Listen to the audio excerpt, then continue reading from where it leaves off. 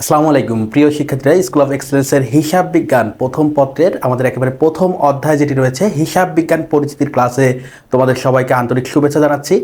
আজকের ক্লাসে মূলত আমরা হিসাব বিজ্ঞান পরিচিতি নিয়ে একেবারে শুরু থেকে শুরু করব এবং এই শুরু থেকে একেবারে অ্যাডভান্স পর্যন্ত আলোচনা করব। এই চ্যাপ্টারে যা যা আছে, হিসাব বিজ্ঞান কি, হিসাব বিজ্ঞানের ইতিহাস, হিসাব খাত, আধুনিক পদ্ধতিতে হিসাব বিজ্ঞান আমরা কিভাবে করি, সনাতন পদ্ধতিতে কিভাবে করি এবং বিবরণী ছক নিয়ে যেসব আলোচনাগুলো রয়েছে সেগুলো আলোচনা করব। এবং এই আলোচনার পাশাপাশি তোমাদের সবগুলো টপিক ক্লিয়ার হয়ে যাওয়ার পর আমরা এমসিকিউ আলোচনা করব, এই অধ্যায় সংশ্লিষ্ট বিগত বছরের বোর্ড এমসিকিউগুলো, এবং পাশাপাশি তোমাদেরকে দুইটি সৃজনশীল সলভ করে দেখাবো কিভাবে এই অধ্যায় থেকে তোমরা অ্যান্সার করবা। তো প্রিয় শিক্ষার্থীরা, তোমরা যারা ক্লাসটি করছো, আজকের ক্লাসটি যারা করছো, আশা করি তোমাদের এই অধ্যায় সম্পর্কে আর কোনো কনফিউশন থাকবে না। এবং তোমাদের কাছে অনুরোধ থাকবে, তোমরা যারা ক্লাসটি করছো, তোমাদের সহপাঠী যারা রয়েছে, তোমাদের বন্ধু যারা রয়েছে, তোমরা যারা একই ব্যাচমেট রয়েছো, একাদশ দ্বাদশ এবং এইচএসসি পরীক্ষার্থী যারা রয়েছে, প্রত্যেকেই কিন্তু এই ক্লাসটি করে একেবারে তোমাদের এই অধ্যায়টি ক্লিয়ার করতে পারবা। তো তোমাদের যারা সহপাঠী রয়েছে তাদের সাথে একটু কষ্ট করে তোমাদের এই ক্লাসটা শেয়ার করে দাও, যেন তোমার পাশাপাশি তোমার বন্ধুদের একটু উপকার হয়। তো প্রিয় শিক্ষার্থীরা, এই তোমাদের অনুরোধ করে, তোমাদের এই ক্লাসটি শেয়ার করার অনুরোধ করে আমরা আজকের ক্লাসটি শুরু করছি। আমরা প্রথমেই দেখো হিসাব বিজ্ঞান পরিচিতি দিয়ে শুরু করছি। তো আমাদেরকে প্রথমে জানতে হবে হিসাব বিজ্ঞান কি, হিসাব বিজ্ঞানের উদ্দেশ্য কি। তো দেখো, বলছে হিসাব বিজ্ঞান একটি তথ্য ব্যবস্থা। হিসাব বিজ্ঞানকে আমরা কি বলতে পারি? একটি তথ্য ব্যবস্থা নামে অভিহিত করতে পারি, যার মাধ্যমে আর্থিক ঘটনাসমূহ শনাক্ত ও লিপিবদ্ধ করা হয়। তাহলে দেখো, সর্বপ্রথম আমরা কি করি? আর্থিক ঘটনাসমূহ শনাক্ত করি, এরপরে লিপিবদ্ধ করি। তাহলে দেখো, আমাদের সংজ্ঞার মধ্যে কিন্তু হিসাব বিজ্ঞানের কাজগুলো চলে আসছে। যে আমাদের প্রথম কাজ হচ্ছে ঘটনা থেকে কি আর্থিক ঘটনা বা লেনদেন শনাক্ত করা। আর্থিক ঘটনা বলতে আমরা লেনদেনকে বোঝাচ্ছি।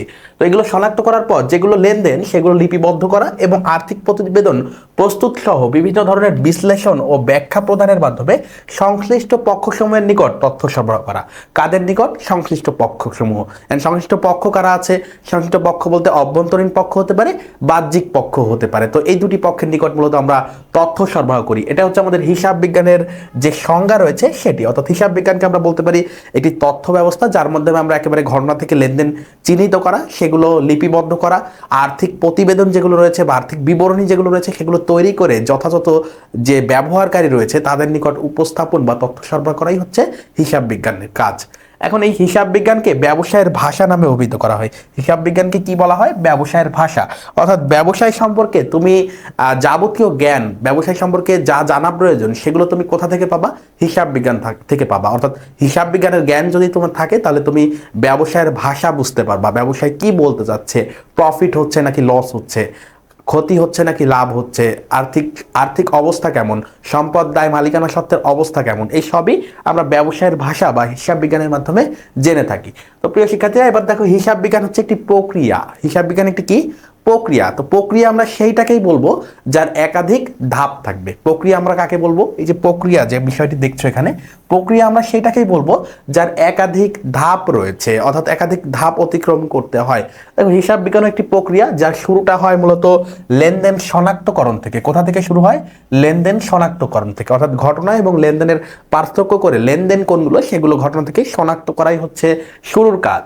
তারপরে লেনদেন লিপিবদ্ধকরণ, এরপরের যে কাজটা, প্রক্রিয়ার যে দ্বিতীয় ধাপ রয়েছে সেটা হচ্ছে লেনদেন লিপিবদ্ধ করা। তো লিপিবদ্ধ কাজের মধ্যে আবার আমরা তিনটি শ্রেণীতে ভাগ করেছি লিপিবদ্ধকরণকে।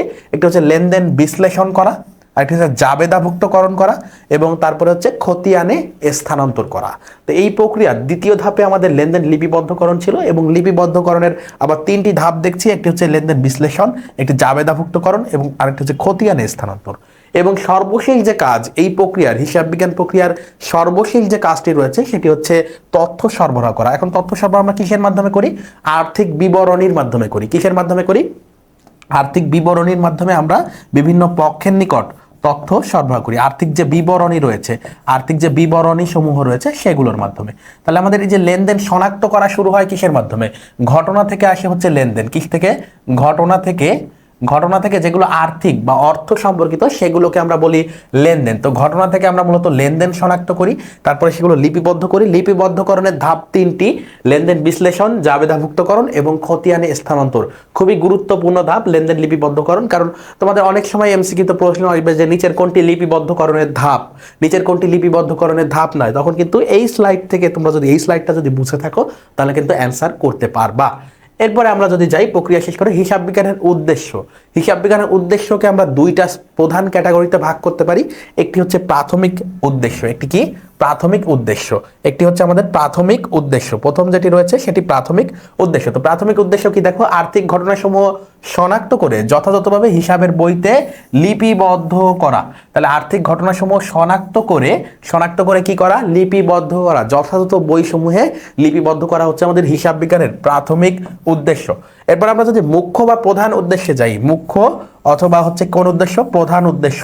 মুখ্য বা প্রধান উদ্দেশ্য হচ্ছে সংশ্লিষ্ট পক্ষসমূহকে সিদ্ধান্ত গ্রহণের জন্য প্রয়োজনীয় তথ্য সরবরাহ করা। তাহলে প্রয়োজনীয় তথ্য সরবরাহ করা হচ্ছে আমাদের মুখ্য উদ্দেশ্য, কাদেরকে, সংশ্লিষ্ট পক্ষসমূহকে। আর প্রাথমিক উদ্দেশ্য হচ্ছে আর্থিক ঘটনাসমূহ থেকে কি যথাযথভাবে লেনদেনগুলো শনাক্ত করে যথাযথ বইতে লিপিবদ্ধ করা হচ্ছে আমাদের প্রাথমিক উদ্দেশ্য। অর্থাৎ প্রাথমিক উদ্দেশ্য হচ্ছে ঘটনা থেকে লেনদেন চিহ্নিত করে সেগুলো লিপিবদ্ধ করা। আর মাধ্যমিক এবং প্রধান উদ্দেশ্য বা মুখ্য উদ্দেশ্য হচ্ছে আমাদের কি, প্রধান বা মুখ্য উদ্দেশ্য হচ্ছে আমাদের প্রয়োজনীয় তথ্য সরবরাহ করা। এগুলো তোমাদের এমসিকিউ এর জন্য খুবই গুরুত্বপূর্ণ, যেহেতু প্রথম অধ্যায় একটু থিওরিটিক্যাল কথাবার্তা আছে, এগুলো আমাদের ভালোভাবে পড়তে হবে।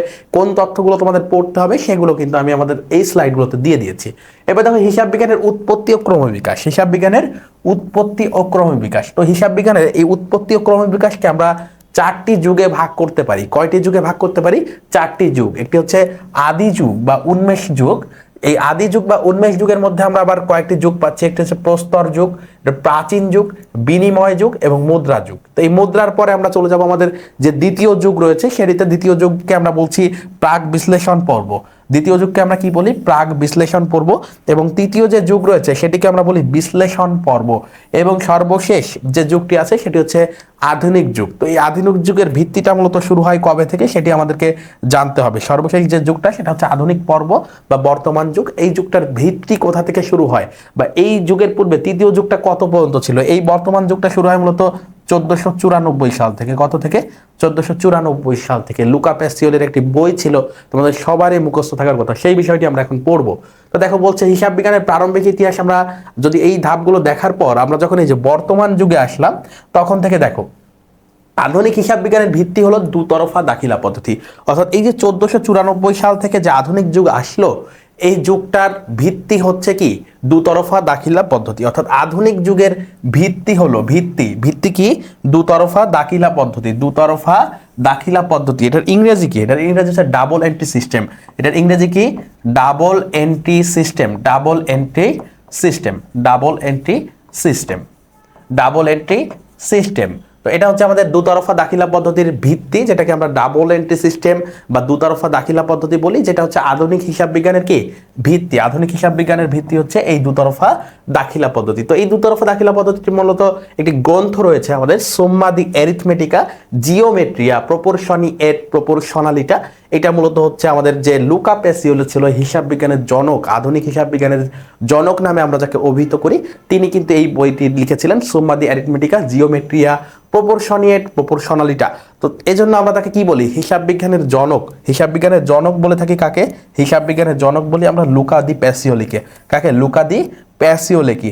লুকা দি প্যাসিওলিকে। তো এই লুকা দি প্যাসিওলের নামটাও তোমরা একটু মুখস্থ করবা, এবং ইংরেজি যে স্পেলিং রয়েছে এগুলো একটু দেখবা, অনেক সময় এমসিকিউতে চলে আসে। এবং এই বইয়ের নামটা স্পেলিং সহ একটু পড়তে হবে, কষ্ট করে স্পেলিং সহ পড়তে হবে, সুম্মা দি অ্যারিথমেটিকা জিওমেট্রিয়া প্রপোর্শনালিটা। তো এই বিষয়গুলো তোমরা একটু দেখবা, খুবই গুরুত্বপূর্ণ, আমাদের এমসিকিউ এর জন্য অনেকবার এসেছে এই কথাগুলো। আধুনিক হিসাব বিজ্ঞানের জনক লুকা প্যাসিওলি। তিনি কোথাকার নাগরিক ছিল? ইতালির নাগরিক ছিল। ইতালির। তাহলে আধুনিক হিসাব বিজ্ঞানের জন্ম কোথায়? ইতালিতে হচ্ছে আধুনিক হিসাব বিজ্ঞানের জন্ম। আধুনিক হিসাব বিজ্ঞানের জন্ম কোথায়? ইতালিতে। এরপরে দেখো দুতরফা দাখিলা পদ্ধতি। তো এই যে আমাদের যে আধুনিক যুগের যে ভিত্তি দুতরফা দাখিলা পদ্ধতি, সেটি উদ্ভাবন করে ফেললেন লুকা প্যাসিওলি। এরপরে আমরা দুতরফা দাখিলা পদ্ধতি নিয়ে জানবো। প্রতিটি আর্থিক ঘটনার বা লেনদেনের প্রভাব বিশ্লেষণ করে দুই পক্ষ, অর্থাৎ কমপক্ষে দুটি থাকতে হবে, এর বেশিও থাকতে পারে, অর্থাৎ একের অধিক পক্ষ থাকতে হবে, দুতরফা দাখিলা পদ্ধতির মূল কথাই হচ্ছে প্রত্যেকটা লেনদেনের কমপক্ষে দুইটি পক্ষ থাকবে। তো এই যে দুইটি পক্ষ থাকবে, এইভাবে লিপিবদ্ধ করার পদ্ধতিকে আমরা বলি দুতরফা দাখিলা পদ্ধতি। এই পদ্ধতিকে আমরা কি বলি? দুতরফা দাখিলা পদ্ধতি। তাহলে প্রতিটি আর্থিক ঘটনার বা লেনদেনের প্রভাব বিশ্লেষণ করে সর্বনিম্ন দুইটি পক্ষ থাকবে। সর্বনিম্ন কয়টি পক্ষ থাকবে? দুইটি পক্ষ থাকবে, এর বেশিও থাকতে পারে, যেটিকে আমরা বলছি ডাবল এন্ট্রি সিস্টেমের মূল কথা। দুতরফা দাখিলা পদ্ধতি হিসাব বিজ্ঞানের একমাত্র গ্রহণযোগ্য পদ্ধতি। হিসাব বিজ্ঞানের একমাত্র গ্রহণযোগ্য পদ্ধতি কোনটা? দুতরফা দাখিলা পদ্ধতি। একমাত্র গ্রহণযোগ্য পদ্ধতি হচ্ছে এই দুতরফা দাখিলা পদ্ধতি। দুতরফা দাখিলা পদ্ধতি হচ্ছে আমাদের একমাত্র গ্রহণযোগ্য পদ্ধতি। এরপরে যদি যাই আধুনিক যুগে হিসাব বিজ্ঞানের শাখা, আধুনিক যুগে হিসাব বিজ্ঞানে আমরা কি কি শাখায় বিস্তৃত করতে পারি বা কি কি শাখায় বিভক্ত করতে পারি সেই বিষয়গুলো একটু দেখো। তো অনেক হিসাববিদদের মতে এই আধুনিক হিসাব বিজ্ঞানের শাখা, প্রধান শাখা হচ্ছে তিনটি। কয়টি শাখা? তিনটি প্রধান শাখা। একটি হচ্ছে আর্থিক হিসাব বিজ্ঞান, একটি কি আর্থিক হিসাব বিজ্ঞান, যার ইংরেজি হচ্ছে ফিনান্সিয়াল অ্যাকাউন্টিং। এরপর দেখতে পাচ্ছ দুইয়ে দেখতে পাচ্ছ ব্যবস্থাপনা হিসাব বিজ্ঞান, যেটাকে আমরা বলছি ম্যানেজমেন্ট অ্যাকাউন্টিং বা ম্যানেজেরিয়াল অ্যাকাউন্টিং। তারপর দেখতে উৎপাদন ব্যয় হিসাব বিজ্ঞান, যেটাকে আমরা বলি কস্ট অ্যাকাউন্টিং। কি বলি? Cost accounting. তো এই তিনটা ভাগে ভাগ করেছে অনেক হিসাববিদ। তো আমরা যেটাকে তথ্য সরবরাহ বলি, আমরা মূলত তথ্য সরবরাহ করি বাহ্যিক পক্ষকে, মূলত বাহ্যিক পক্ষকে তথ্য সরবরাহ করি, সেজন্য আমাদের আর্থিক হিসাব বিজ্ঞান প্রয়োজন হয়, যেটাকে আমরা ফিনান্সিয়াল অ্যাকাউন্টিং বলি। এটি মূলত বাহ্যিক পক্ষকে, কাদেরকে তথ্য সরবরাহ করে? বাহ্যিক পক্ষকে, বাহ্যিক যে পক্ষ সমূহ রয়েছে তাদেরকে তথ্য সরবরাহ করে। আর এই যে ব্যবস্থাপনা হিসাব বিজ্ঞান, এটা ব্যবস্থাপকদের জন্য, যারা উৎপাদন ব্যয় হিসাব বিজ্ঞান কস্ট অ্যাকাউন্ট হচ্ছে উৎপাদন ব্যবস্থাপকদের জন্য। তো এই দুটি হচ্ছে মূলত আমাদের অভ্যন্তরীণ যে পক্ষ রয়েছে, অভ্যন্তরীণ যে পক্ষ রয়েছে তাদের জন্য, অভ্যন্তরীণ যে পক্ষ রয়েছে, পক্ষ সমূহ রয়েছে তাদের জন্য, পক্ষ সমূহ রয়েছে তাদের জন্য। তো এই দুইটা মেজর ক্যাটাগরিতে আমরা তিনটা মেজর ক্যাটাগরি দেখলাম। আবার কিছু কিছু হিসাববিদ বলে যে হিসাব বিজ্ঞানের প্রধান শাখা হচ্ছে দুইটি। কয়টি শাখা? প্রধান শাখা দুইটি। একটি হচ্ছে আর্থিক হিসাব বিজ্ঞান, আরেকটি হচ্ছে ব্যবস্থাপনা হিসাব বিজ্ঞান। তো এইখানে দেখলাম তিনটা, তার মানে এই উৎপাদনকে অনেক হিসাববিদ কি করে? এই ব্যবস্থাপনা হিসাব বিজ্ঞানের মধ্যে নিয়ে আসে, কারণ উৎপাদন ব্যবস্থাপক তো একজন ব্যবস্থাপক, উৎপাদন ব্যবস্থাপকও একজন ব্যবস্থাপক। তো তার এই উৎপাদন ব্যয় বা কস্ট অ্যাকাউন্টিং এর আমরা ব্যবস্থাপনা হিসাব বিজ্ঞানের একটা শাখা বলতে পারি। এই জন্য অনেককে এই দুইটা ক্যাটাগরিকে ভাগ করেছে, এক আর্থিক হিসাব বিজ্ঞান, দুই হচ্ছে ব্যবস্থাপনা হিসাব বিজ্ঞান, আর উৎপাদন হিসাব বিজ্ঞান এটা হচ্ছে এটার একটা ক্যাটাগরি। তো এইভাবে আমরা দুইটা শ্রেণীতে ভাগ করতে পারি, আর্থিক এবং হচ্ছে ব্যবস্থাপনা। এবং এই ব্যবস্থাপনার মধ্যেই কস্ট অ্যাকাউন্টিং বা কস্ট অ্যাকাউন্টিং যেটি দেখছো তোমরা, কস্ট অ্যাকাউন্টিং বা হচ্ছে উৎপাদন ব্যয় হিসাব বিজ্ঞান সেটি রয়েছে। তো হিসাব বিজ্ঞানকে আমরা তথ্য ব্যবস্থা বলি। এখানে একটা নোট আছে ছোট্ট, এটা তোমাদেরকে আগেও পড়িয়েছি। তো এই ছিল আমাদের হিসাব বিজ্ঞানের, আধুনিককালে হিসাব বিজ্ঞানের তিনটি বা দুইটি শাখা। এরপরে যদি আমরা যাই হিসাব বিজ্ঞানের তথ্যের ব্যবহারকারী কারা, এই যে আমরা দুই ধরনের প্রধান ক্যাটাগরিতে দুইটা দেখলাম বা তিনটা দেখলাম, এবং এখানে আমি তোমাদেরকে লিখে দিয়েছি, দেখো এই দুইটা কিন্তু অভ্যন্তরীণ পক্ষের জন্য, এবং উপরেরটা হচ্ছে আমাদের কাদের জন্য? বাহ্যিক পক্ষের জন্য। তো এই যে বাহ্যিক পক্ষ কারা আর অভ্যন্তরীণ পক্ষ কারা খুবই গুরুত্বপূর্ণ আমাদের এমসিকিউর জন্য, এগুলো জানতে হবে। প্রায়শই তোমাদের প্রশ্ন আসে বোর্ড এমসিকিউতে যে নিচের কোনটি হিসাব বিজ্ঞানের বাহ্যিক পক্ষ, নিচের কোনটি হচ্ছে অভ্যন্তরীণ পক্ষ। এরা মূলত তথ্য ব্যবহারকারী। তো অভ্যন্তরীণ তথ্যের ব্যবহারকারী কারা? দেখো মালিক, এক মালিকানা ব্যবসায়ের ক্ষেত্রে কারা? মালিক। এরপরে দেখো যৌথ মূলধনী কোম্পানির ক্ষেত্রে, যৌথ মূলধনীর কোম্পানির ক্ষেত্রে হচ্ছে বিনিয়োগকারীরা হচ্ছে বাহ্যিক ব্যবহারকারী। বিনিয়োগকারী যারা রয়েছে তারা হচ্ছে কোম্পানির বাহ্যিক ব্যবহারকারী। কিন্তু এক মালিকানা ব্যবসায়ের ক্ষেত্রে মালিকরা অভ্যন্তরীণ ব্যবহারকারী, যেহেতু অংশীদারগণ হচ্ছে অভ্যন্তরীণ ব্যবহারকারী। এর কারণ কি? এর কারণ হচ্ছে এক মালিকানা এবং অংশীদারি ব্যবসায়ের কি আলাদা কোনো পৃথক সত্তা নেই, আলাদা কোনো পৃথক বা কৃত্রিম ব্যক্তি সত্তা নেই। ব্যবসায় এবং মালিক একই, ব্যবসায় এবং মালিক একই, এজন্য এখানের মালিকরা হচ্ছে অভ্যন্তরীণ পক্ষ। আর যৌথ মূলধনী কোম্পানির ক্ষেত্রে কি পরিচালনা পর্ষদ আলাদা, মালিক আলাদা। মালিক বলতে শেয়ার হোল্ডার যারা রয়েছে, যারা বিনিয়োগকারী রয়েছে তারা আলাদা। এজন্য আমরা যৌথ মূলধনী কোম্পানির ক্ষেত্রে শেয়ার হোল্ডার বা সম্ভাব্য বিনিয়োগকারী যারা রয়েছে তারা হচ্ছে কি সম্ভাব্য শেয়ার হোল্ডার বা সম্ভাব্য বিনিয়োগকারী যারা রয়েছে তারা হচ্ছে কি বহিস্থ ব্যবহারকারী। এবার দেখো কর্মকর্তাগণ, কর্মকর্তা বা অফিসাররা হচ্ছে অভ্যন্তরীণ ব্যবহারকারী। আর সম্ভাব্য অংশীদার, সম্ভাব্য অংশীদার কেন বাহ্যিক ব্যবহারকারী? এর কারণ হচ্ছে তিনি এখনো অংশীদার হয়নি, অর্থাৎ ব্যবসায়ের পার্ট হয়নি। তিনি ততক্ষণই বাহ্যিক ব্যবস্থাপক থাকবেন যতক্ষণ তিনি ব্যবসায়ের বাইরে থাকবেন। যখন তিনি অংশীদার হয়ে যাবেন তখন তিনি কিন্তু এই অভ্যন্তরীণ ক্যাটাগরিতে চলে আসবে। কর্মকর্তারা অভ্যন্তরীণ, কিন্তু কর্মচারীদের আমরা বলবো বহিস্থ ব্যবহারকারী।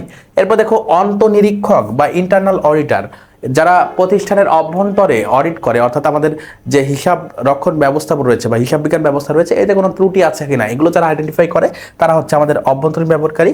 আর যারা বাহ্যিক বা এক্সটার্নাল অডিটর রয়েছে, শুধু অডিটর বা হচ্ছে এক্সটার্নাল অডিটর, শুধু অডিটর বা হচ্ছে যদি তোমরা বলো অডিটর এক্সটার্নাল, এই দুইটাই কিন্তু কি বাহ্যিক, বাহ্যিক ব্যবহারকারী। এরপর হচ্ছে ব্যবস্থাপনা পরিচালক, প্রতিষ্ঠানে যারা ব্যবস্থাপনা রয়েছে তারা অবশ্যই অভ্যন্তরীণ ব্যবহারকারী। সরকারের কর কর্তৃপক্ষ হচ্ছে কি বাহ্যিক ব্যবহারকারী। অন্যান্য পরিচালকগণও হচ্ছে আমাদের অভ্যন্তরীণ ব্যবহারকারী। সরকার এবং বিভিন্ন নিয়ন্ত্রক সংস্থা হচ্ছে বাহ্যিক ব্যবহারকারী। প্রধান নির্বাহী কর্মকর্তা বা সিইও বা চিফ এক্সিকিউটিভ অফিসার অবশ্যই আমাদের অভ্যন্তরীণ। শ্রমিক সংঘ হচ্ছে বাহ্যিক ব্যবহারকারী। দেখো আমরা এখানে হিসাব বিজ্ঞানে পড়তেছি তথ্যের ব্যবহারকারী। তোমরা অনেক সময় ম্যানেজমেন্টের সাথে এলোমেলো করে ফেলো। ম্যানেজমেন্টে বা ব্যবসায় সংগঠনে তোমরা অভ্যন্তরীণ পরিবেশের পক্ষ পড়েছো, বাহ্যিক পরিবেশের পক্ষ পড়েছো, সেখানে শ্রমিকদেরকে দেখেছো তোমরা অভ্যন্তরীণ পক্ষ। কিন্তু এখানে কিন্তু আমরা কোনো পক্ষ পড়তেছি না, এখানে আমরা ব্যবস্থাপনার কোনো পক্ষ পড়তেছি না, এখানে আমরা পড়তেছি হিসাব বিজ্ঞানের তথ্যের ব্যবহারকারী, হিসাব বিজ্ঞানের তথ্যের ব্যবহারকারী। তো এই তথ্যের ব্যবহারকারী এবং হচ্ছে পক্ষের মধ্যে পার্থক্য আছে। তো তথ্যের ব্যবহারকারী যারা রয়েছে পরিবেশের পক্ষের সাথে আমরা যেটা ব্যবস্থাপনায় পড়ি সেটা পরিবেশের পক্ষ ছিল। তো পরিবেশের পক্ষ এবং অভ্যন্তরীণ ব্যবহারকারী এই দুইটার বিষয়ের মধ্যে পার্থক্য আছে। শ্রমিক সংঘ কখনোই প্রতিষ্ঠানের আমাদের যে হিসাব বিজ্ঞান আছে তার অভ্যন্তরীণ কেউ নয়, এজন্য আমরা এখানে বাহ্যিক বলবো। এখানে কি বলবো? বাহ্যিক বলবো। কিন্তু তোমরা যখন ব্যবসায় সংগঠনে চলে যাবা তখন বলবা শ্রমিকরা হচ্ছে কি প্রতিষ্ঠানের অভ্যন্তরীণ পরিবেশের পক্ষ। তা আশা করি তোমরা বুঝতে পেরেছো। এরপর দেখো মহাব্যবস্থাপক বা জিএম বা জেনারেল ম্যানেজার হচ্ছে কি অভ্যন্তরীণ ব্যবহারকারী। ব্যাংক বা ব্যাংকারগণ প্রতিষ্ঠানের কেউ না, তারা হচ্ছে ঋণ দেয় বা হচ্ছে আমাদের তাদের সাথে ব্যবসায়িক লেনদেন থাকে বা হচ্ছে ঋণ আদান প্রদানের সম্পর্ক থাকে, তারা হচ্ছে সবসময় বাহ্যিক ব্যবহারকারী। আরো কয়েকটি রয়েছে দেখো বিক্রয় বা বিপণন ব্যবস্থাপক। ব্যবস্থাপক মানেই অভ্যন্তরীণ, এখানে বিক্রয় হোক, মানব হোক বা গুদাম ব্যবস্থাপক হোক, সবই হচ্ছে ব্যবস্থাপক থাকলেই তারা কি আমাদের অভ্যন্তরীণ ব্যবহারকারী। আর বহিস্তর ক্ষেত্রে দেখছো যারা সরবরাহ করে আমাদেরকে, যারা পাওনাদার রয়েছে, আর যারা গ্রাহকগণ, ক্রেতাগণ বা দেনাদারগণ, প্রতিযোগীগণ। এরপর দেখো অন্যান্য ব্যবস্থাপক, আমি তোমাদেরকে বলছি ব্যবস্থাপক থাকলেই সেটা অভ্যন্তরীণ ব্যবহারকারী। এরপর দেখো অর্থনৈতিক পরিকল্পনাকারী হচ্ছে আমাদের শুধু পরিকল্পনা দিয়ে চলে যান, তারা হচ্ছে বাহ্যিক ব্যবহারকারী। সুপারভাইজার বা পরিদর্শকগণ হচ্ছে আমাদের অভ্যন্তরীণ ব্যবহারকারী। বিশ্ববিদ্যালয়ের শিক্ষকগণদের অনেক সময় পরামর্শের জন্য রাখা হয়, তারা হচ্ছে বাহ্যিক ব্যবহারকারী তথ্যের। এরপর দেখো বা হচ্ছে অনেক সময় বিশ্ববিদ্যালয়ের শিক্ষকগণ রিসার্চ করতে বিভিন্ন তথ্য সংগ্রহ করে, তারা হচ্ছে বাহ্যিক ব্যবহারকারী। এরপর দেখো ট্রেজারার বা কোষাধ্যক্ষ বা যিনি হচ্ছে ক্যাশ ম্যানেজার রয়েছেন তিনি আমাদের অভ্যন্তরীণ ব্যবহারকারী।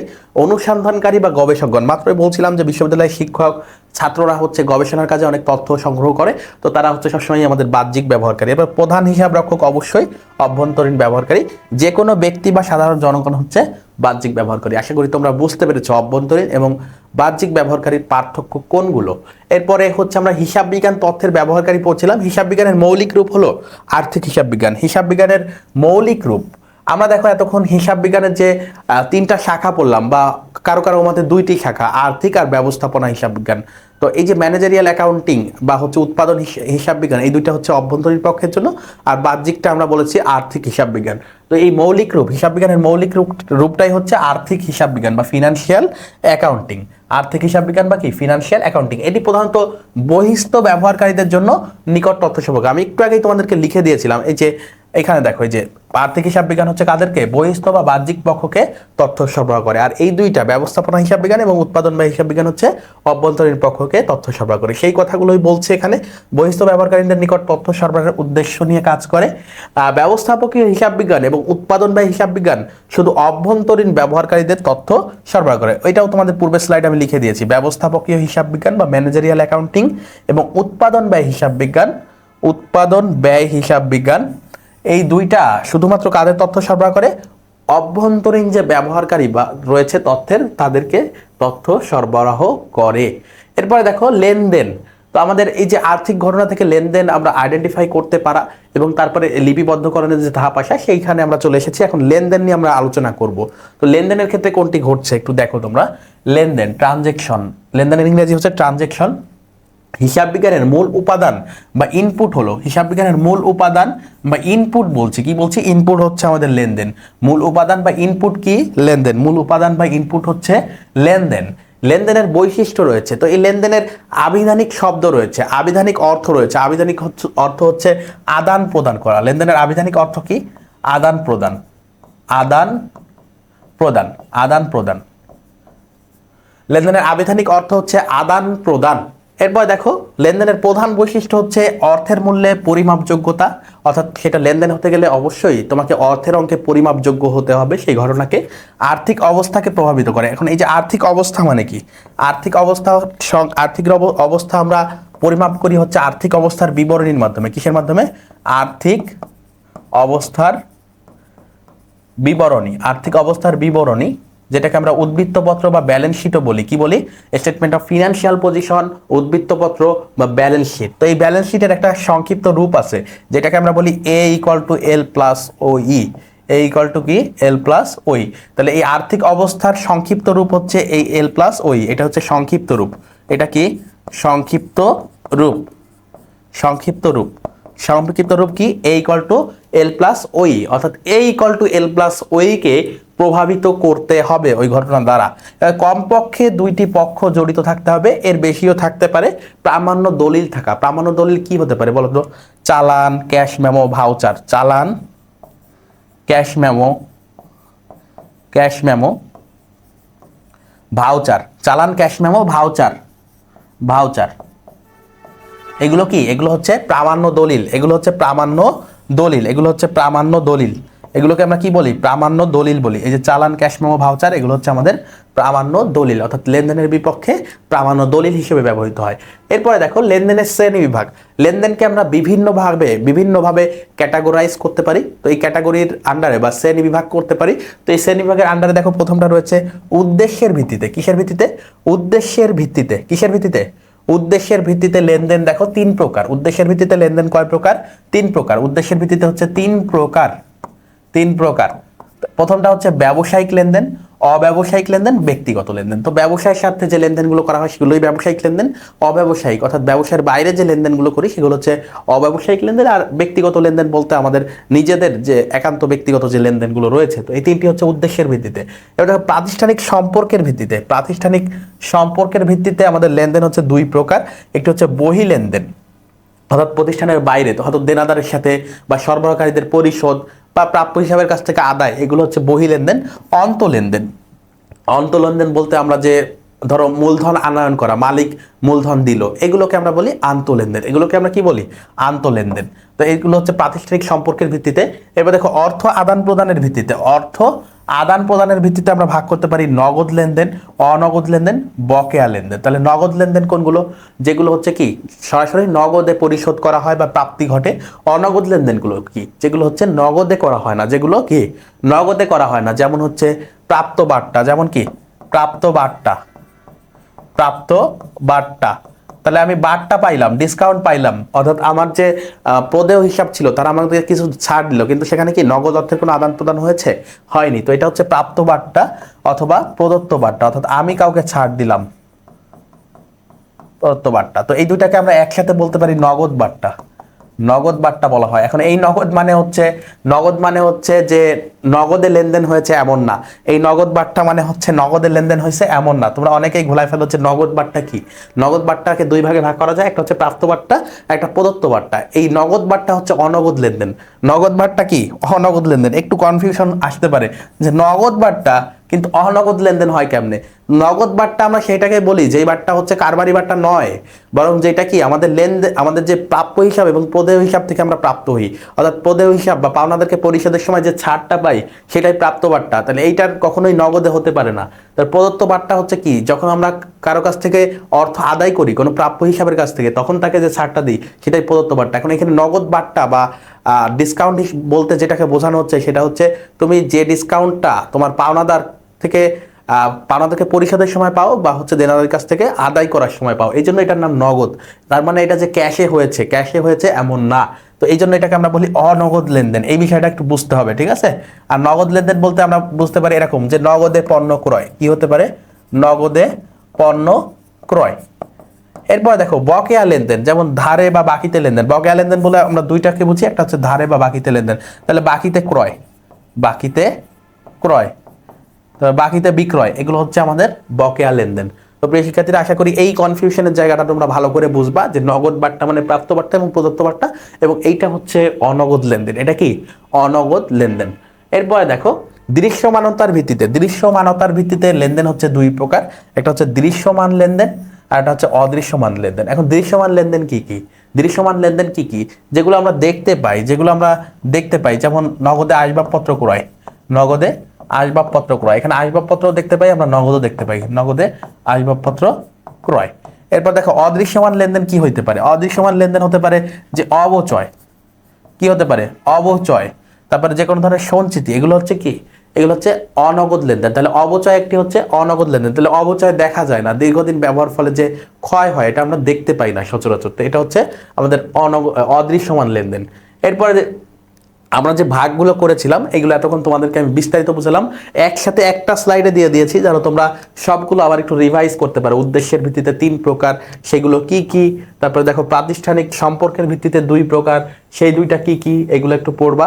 দৃশ্যমানতার ভিত্তিতে কি কি, অর্থ আদান প্রদানের ভিত্তিতে কি কি, তো এগুলো আমি সবই বিস্তারিত তোমাদেরকে পূর্বে স্লাইডগুলোতে দিয়েছি, সেগুলো একটু পড়বা এবং পাশাপাশি এগুলো আবার একটু রিভিশন করবা একসাথে যেন বুঝতে পারো। এবং আমি তোমাদেরকে এই লেনদেনের যে শ্রেণীবিভাগ রয়েছে এগুলোর ক্ষেত্রে সবচেয়ে গুরুত্ব দিয়ে যেটা পড়তে পারবো, প্রত্যেকটার সাথে একটা করে এক্সাম্পল, প্রত্যেকটার সাথে কি একটা করে এক্সাম্পল। এটার একটা এক্সাম্পল তোমরা নিজেরা লিখবা, এটার এক্সাম্পল আমি কয়েকটা এক্সাম্পল তোমাদেরকে দিয়েছি, এই প্রত্যেকটার এক্সাম্পল লিখবা তোমরা। বই লেনদেনের এক্সাম্পল লিখবা 2টা, বই লেনদেনের এক্সাম্পল লিখবা 2টা। তাহলে তোমাদের একটা কাজ দিলাম, আমি তোমাদের একটা এক্সারসাইজ দিলাম যে এইখানে যতগুলো লেনদেন দেখতে পাচ্ছ আমি তো তোমাদেরকে কয়েকটি দিয়েছি এক্সাম্পল, সেই এক্সাম্পলগুলো বাদে প্রত্যেকটা 2টা করে এক্সাম্পল লিখবা। কি করবা? খাতায় 2টা করে এক্সাম্পল লিখবা, এটা তোমাদের এক্সারসাইজ। এই প্রত্যেকটি লেনদেনের ক্ষেত্রে 2টি করে এক্সাম্পল লিখতে হবে।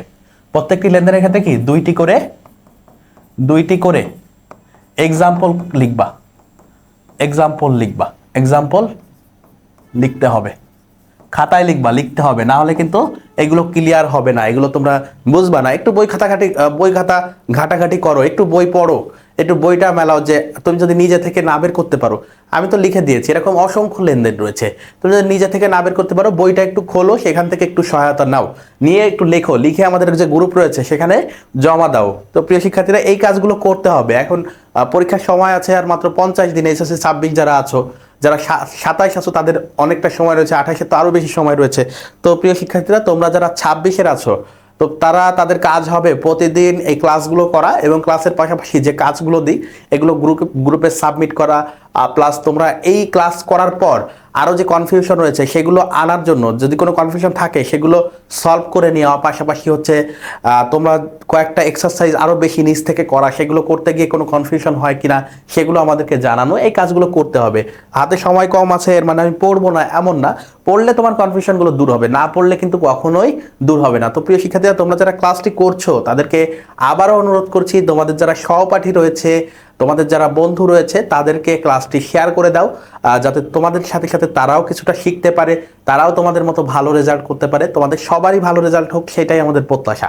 তো এরপর দেখো অর্থ আদান প্রদানের ভিত্তিতে এই 3টার ক্ষেত্রে তোমরা 6টা লেনদেন লিখবা, দৃশ্যমানের ক্ষেত্রে 2টা লিখবা, অদৃশ্যমানের ক্ষেত্রে 2টা লিখবা। এভাবে মোট কয়টা হয়? 3 আর 2 5, 5 আর 10টা, 10টার ভিতরে 20টা লেনদেন লিখবা, একেবারে সহজ কাজ। এরপর দেখো এগুলো তোমাদের এমসিকিউতে খুবই হেল্পফুল হবে। এরপর দেখো হিসাবে যখন আমরা আসছি, হিসাবের ইংরেজি হচ্ছে অ্যাকাউন্ট, হিসাবের ইংরেজি কি? অ্যাকাউন্ট। তো অ্যাকাউন্টের ক্ষেত্রে কি হয়? লেনদেনের শ্রেণীবদ্ধ ও সংক্ষিপ্ত বিবরণীকে হিসাব বলে। লেনদেনের শ্রেণীবদ্ধ ও সংক্ষিপ্ত বিবরণীতে কি বলে? সংক্ষিপ্ত বিবরণীকে বলে হিসাব। যে বইতে বা ফাইলে হিসাব সংরক্ষণ করা হয় তাকে খতিয়ান বলা হয়। তাহলে দেখো খতিয়ান হচ্ছে অনেকগুলো হিসাবের যোগফল। খতিয়ান কি? এই যে খতিয়ান হচ্ছে অনেকগুলো হিসাবের একসাথে সম্মিলিত রূপ। তাহলে দেখো আমরা যেমন নগদান হিসাব করি, কি করি? নগদান হিসাব করতে পারি। কি হিসাব করতে পারি? নগদান হিসাব। তারপরে কি করতে পারি? ব্যাংক হিসাব করি, মূলধন হিসাব করি, এরকম যা যা হয় আমাদের, বেতন হিসাব করি, আমরা মজুরি হিসাব করি। তো এই যে হিসাবগুলো আমরা করি, এই হিসাবগুলো সবগুলো আলাদা আলাদা করে কি একটা হিসাব, প্রত্যেকটা আলাদা আলাদা করে হচ্ছে একটা হিসাব, প্রত্যেকটা আলাদা আলাদা করে একটা হচ্ছে হিসাব, নগদান হিসাব, ব্যাংক হিসাব, মূলধন হিসাব, বেতন হিসাব। যখন সবগুলোকে একটা বইয়ের অন্তর্ভুক্ত করি তখন সেটাকে আমরা কি বলি? খতিয়ান বলি। সেটাকে আমরা কি বলি? খতিয়ান বা লেজার বলি। কি বলি? খতিয়ান অথবা লেজার, ইংরেজি হচ্ছে লেজার। এবং লেজার আসছে কোথা থেকে? লেজারের বাংলা হচ্ছে তাক। লেজার হচ্ছে ইংরেজি শব্দ, তারপরে লেজারের বাংলা হচ্ছে তাক। ফরাসি ভাষার শব্দ তাক থেকে এসেছিল লেজার। তো এই খতিয়ান আসছে আমাদের সবগুলো হিসাবে সম্মিলিত রূপ করে। যে বইতে বা ফাইলে হিসাব সংরক্ষণ করা হয় তাকে আমরা খতিয়ান বলি। তাহলে অর্থাৎ হিসাব সমূহের গ্রুপ বা সংগ্রহশালাকে বলে খতিয়ান। আশা করি বুঝতে পেরেছো। এরপরে হিসাবের যদি তোমরা নমুনা ছক দেখতে চাও তাহলে এক্ষেত্রে দুই ধরনের ছক আমরা দেখতে পাই। একটা হচ্ছে টি বা সনাতন ছক, একটা হচ্ছে টি হিসাব বা হচ্ছে সনাতন ছক। এই যে টি ছক বা হচ্ছে সনাতন ছক, এটাকে আমরা কি নামে রাখতে পারি? টি ছক বা সনাতন ছক। এখানে লেখা ছিল সনাতন বা সাধারণ বা টি ছকের নমুনা, অর্থাৎ সনাতন, সাধারণ বা টি ছক বলতে পারি, যেটাতে 8টা কলাম থাকে। কয়টি কলাম থাকে? টি ছকে কয়টি কলাম থাকে? 8টি কলাম থাকে। টি ছকে কলাম থাকে 8টি, অর্থাৎ উভয় পাশে আমরা মাঝখান থেকে ভাগ করে নিই এবং উভয় পাশে 4টি 4টি, এখানে 4টি, এখানে 4টি, মোট 8টি কলাম থাকে। মোট কয়টি কলাম থাকে? 8টি কলাম থাকে। তারিখ বিবরণ, সূত্র বা জাবেদা পৃষ্ঠা, টাকা। তারিখ বিবরণ, সূত্র বা জাবেদা পৃষ্ঠা, টাকা। এরকম 8টি কলাম থাকে টি ছকে। এরপরে দেখো আধুনিক যে ছক রয়েছে, যেটাকে আমরা চলমান জের ছকও বলতে পারি। তো দেখো আধুনিক হিসাব বিজ্ঞানে একটি বিকল্প ছক বা 3 কলাম ছক ব্যবহার করা হয়। কয় কলাম ছক? 3 কলাম ছক। অর্থাৎ এখানে টাকার অঙ্ক 3টি, ডেবিট, ক্রেডিট এবং জের। তো এই ব্যবহার করা হয়। এটিতে 3টি টাকার কলাম থাকে। কয়টি কলাম টাকার কলাম থাকে? 3টি টাকার কলাম থাকে। হিসাবের আদর্শ ছক, জের কলাম ছক বা চলমান জের ছক বলা হয় এই ছকটিকে। কি? হিসাবের আদর্শ ছক, আধুনিক ছক, জের কলাম ছক ও চলমান জের ছক নামে অভিহিত করা হয়। এটাকে মূলত আমরা আধুনিক ছকও বলি। আধুনিক বা 3 কলাম ছকের নমুনা, আধুনিক বা 3 কলাম ছকের নমুনা হিসাবের। তো দেখো এখানে তারিখ বিবরণ, সূত্র থাকে এবং পাশাপাশি 3টি কলাম থাকে ছকের। তো এইখানে আমরা জের লিখি, জেরের ডেবিট বা ক্রেডিট হতে পারে। জেরের কি হতে পারে? ডেবিট বা ক্রেডিট। মূলত আমরা জেরটাকে একটা কলাম বিবেচনা করি। এরপরে দেখো আধুনিক হিসাব পদ্ধতির, এই যে হিসাব আমরা শিখলাম, এই হিসাবকে আমরা আধুনিক ক্ষেত্রে কয়টি ভাগ করতে পারি, সনাতন ক্ষেত্রে কয়টি ভাগ করতে পারি, এই বিষয়গুলো আমাদেরকে জানতে হবে। তো দেখো আমরা আধুনিক পদ্ধতির সকল ধরনের হিসাব, আধুনিক পদ্ধতিতে আমরা মূলত হিসাবের শ্রেণী পাই 5টা। কয়টা শ্রেণী পাই? 5টি শ্রেণী পাই। হিসাব খাতকে কয়টি মূল শ্রেণীতে ভাগ করতে পারি? 5টি শ্রেণীতে। তো আমাদের প্রথম যেটা আসে A = L + OE, প্রথম কোনটা? A = L + OE, A = L + OE। এই যে 3টা খাত, একটা হচ্ছে সম্পত্তির দায়, মালিকানা সত্ত্ব। এই মালিকানা সত্ত্ব থেকে দেখো এখানে একটা তীর চিহ্ন আছে। এই মালিকানা সত্ত্ব থেকে আমরা কোনটিতে নিয়ে আসি? আয় এবং ব্যয়। মালিকানা সত্ত্ব থেকে কোনটিকে বের করি আমরা? আয় এবং ব্যয়। মালিকানা সত্ত্বের সাথে আরো 2টা হিসাব খাত জড়িত, সেটা হচ্ছে আয় এবং ব্যয়। তাহলে আমরা হিসাব খাত পাইলাম মূলত 5টা: সম্পত্তি, দায়, মালিকানা সত্ত্ব, আয় এবং হচ্ছে ব্যয়। এগুলো কি কোন পদ্ধতিতে? আধুনিক পদ্ধতিতে। আধুনিক পদ্ধতিতে হিসাবের শ্রেণী 5টি। পদ্ধতিতে হিসাবের শ্রেণী কয়টি? হিসাবের খাত 5টি। হিসাবের খাত কয়টি? 5টি। এই 5টি। তো এই যে সম্পদ সাধারণত ডেবিট জের প্রকাশ করে, দায় ক্রেডিট জের প্রকাশ করে এবং মালিকানা সত্ত্ব ক্রেডিট জের প্রকাশ করে। কারণ মালিকানা সত্ত্বের সাথে আবার 2টি অংশ জড়িত, একটি হচ্ছে আয় এবং আরেকটা হচ্ছে ব্যয়। যখন আয় হয় তখন এই মালিকানা সত্ত্ব প্লাস হয়। ফলশ্রুতিতে কি হয়? এই যে মালিকানা সত্ত্ব প্লাস হওয়া মানে আমাদের হচ্ছে ক্রেডিট জের। তার মানে আয়ও আমাদের কি জের প্রকাশ করে? ক্রেডিট জের। পাশাপাশি আমাদের এই যে ব্যয় রয়েছে, ব্যয়ের সাথে সাথে কি হয়? আমাদের ওই বা মালিকানা সত্ত্ব হ্রাস পায়। তো এই হ্রাস পাওয়ার জন্য এটা হচ্ছে ওই যেটা রয়েছে মালিকানা সত্ত্ব, তার জের ক্রেডিট, তার উল্টা জেরটা প্রকাশ করে হচ্ছে আমাদের ব্যয়। এরপরে দেখো এই যে প্রত্যেকটা 5টি খাত আমরা পড়লাম, 5টি খাতের আবার বিপরীত হিসাব হতে পারে। কি হতে পারে? বিপরীত হিসাব হতে পারে। প্রত্যেকটাকে আমরা বিপরীত হিসাব বলতে পারি। অর্থাৎ দেখো যখন সম্পদ হচ্ছে বৃদ্ধি পাইলে প্লাস হয়, সম্পদ হচ্ছে কি হইলে প্লাস হয়? বৃদ্ধি পেলে প্লাস হয়। সম্পদ হচ্ছে বৃদ্ধি পেলে প্লাস হয়। সম্পদ এ বা সম্পদ হচ্ছে বৃদ্ধি পেলে প্লাস হয়, এটা তোমরা সবাই জানো। সম্পদ বৃদ্ধি পেলে কি হয়? বৃদ্ধি পেলে প্লাস হয় এবং তার ফলে কি হয়? ডেবিট জের হয়। এখন কোনো লেনদেনের ফলে যদি সম্পদ হ্রাস পায়, কোনো একক লেনদেনের ফলে যদি সম্পদ হ্রাস পায়, সেইটাকে আমরা বলছি বিপরীত সম্পত্তি। কোনো লেনদেনের ফলে যদি সম্পদ হ্রাস পায় সেটাকে আমরা বলি বিপরীত সম্পত্তি। এবং প্রত্যেকটা সম্পদের প্রত্যেকটা হিসাবের বিপরীত হিসাব তার উল্টা জের প্রকাশ করে। যেমন সম্পদ ডেবিট জের প্রকাশ করে, বিপরীত সম্পদ হচ্ছে সম্পদকে কমিয়ে দেয়। ফলশ্রুতিতে এটা কোন জের প্রকাশ করে? ক্রেডিট জের। এখন তোমরা যদি এক্সাম্পল জানতে চাও তাহলে আমরা কি বলবো? ধরো অবচয় সঞ্চিতি। কি বলতে পারি? অবচয় সঞ্চিতি বা পুঞ্জীভূত অবচয়। বিপরীত সম্পত্তির একটা এক্সাম্পল কি হইতে পারে? পুঞ্জীভূত অবচয় বা অবচয় সঞ্চিতি। এখন এই পুঞ্জীভূত অবচয় আমরা আর্থিক অবস্থার বিবরণীতে কি করি? ব্যালেন্স শিটে কি করি? আমরা লিখি ধরো একটা সম্পদ রয়েছে অফিস সরঞ্জাম, তার থেকে আমরা পুঞ্জীভূত অবচয়টা মাইনাস করে নিট যে অফিস সরঞ্জাম রয়েছে সেইটা দেখাই। অর্থাৎ এই পুঞ্জীভূত অবচয় কি করে, আমাদের হচ্ছে সম্পদকে কমিয়ে দেয়, এই জন্য এটাকে আমরা বলছি ক্রেডিট জেড। একইভাবে দেখো দায়, দায় হচ্ছে আমাদের কি করে, দায় হচ্ছে ক্রেডিট জেড প্রকাশ করে। কোনো কোনো লেনদেন যদি হচ্ছে কোনো হিসাব যদি দায়কে কমিয়ে দেয়, কোনো হিসাব যদি দায়কে কমিয়ে দেয় সেটাকে আমরা বলবো কি বিপরীত দায়, ফলশ্রুতিতে এটা ডেবিট জেড প্রকাশ করে। মালিকানা সত্ত্বের জের হচ্ছে, মালিকানা সত্ত্বের জের হচ্ছে ক্রেডিট, এবং কোনো লেনদেন বা কোনো হিসাব যদি মালিকানা সত্ত্বকে কমিয়ে দেয় সেটাকে আমরা বলবো বিপরীত মালিকানা সত্ত্ব। এখন কি হতে পারে বিপরীত মালিকানা সত্ত্ব, যেমন উত্তোলন, কি হতে পারে, উত্তোলন হচ্ছে বিপরীত মালিকানা সত্ত্ব। যৌথ মূলধনী কোম্পানি যদি হয় তাহলে লভ্যাংশ, তাহলে কি লভ্যাংশ প্রদান, তাহলে উত্তোলন হচ্ছে আমাদের বিপরীত মালিকানা সত্ত্ব। কারণ কোনো হিসাব যদি আয়কে কমিয়ে দেয় তাহলে সেটা হচ্ছে বিপরীত আয়, তার জের হচ্ছে ডেবিট। কোনো ব্যয় যদি, কোনো ব্যয় যদি, কোনো হিসাব যদি ব্যয়কে কমিয়ে দেয় সেটা হচ্ছে বিপরীত ব্যয়, এজন্য বিপরীত ব্যয়ের জের হবে ক্রেডিট জের। তো আশা করি এই বিষয়গুলো বুঝতে পেরেছো, এই কনফিউশনগুলো তোমাদের দূর হয়েছে। আমরা মূলত বলবো হিসাব খাত, বলবো মূলত এই পাঁচটিকে, সম্পত্তি, দায়, মালিকানা সত্ত্ব, আয় এবং ব্যয়। পাশাপাশি এর সাথে প্রত্যেকটির বিপরীত হিসাব থাকতে পারে। তাহলে আমরা মূলত পাঁচটি বলবো, বিপরীতগুলোকে কিন্তু মূল হিসাব খাত হিসেবে ধরবো না। তো এই ছিল আমাদের হিসাব খাত নিয়ে আলোচনা আধুনিক পদ্ধতির। এবার দেখো সনাতন পদ্ধতিতে, এতক্ষণ আমরা ডেবিট ক্রেডিট দেখলাম কি আধুনিক পদ্ধতি, এখন সনাতন পদ্ধতিতে কিভাবে আমরা করতাম। তো সনাতন পদ্ধতির যে সিস্টেমটা ছিল সেটাকে আমরা, সনাতন পদ্ধতিতে যে হিসাব খাত নির্ণয়ের যে পদ্ধতি সেটাকে আমরা গোল্ডেন রুল বলে থাকি। কি বলি, সোনালী সূত্র বা গোল্ডেন রুল। দেখো সনাতন পদ্ধতিতে ডেবিট ক্রেডিট নির্ণয়ের পদ্ধতিকে ডেবিট ক্রেডিটের সোনালী সূত্র বা গোল্ডেন রুল বলা হয়। কি বলা হয়, ডেবিট ক্রেডিটের সোনালী সূত্র বা গোল্ডেন রুল নামে অভিহিত করা হয়। তাহলে ডেবিট ক্রেডিটের গোল্ডেন রুল কোনটি, সনাতন পদ্ধতি।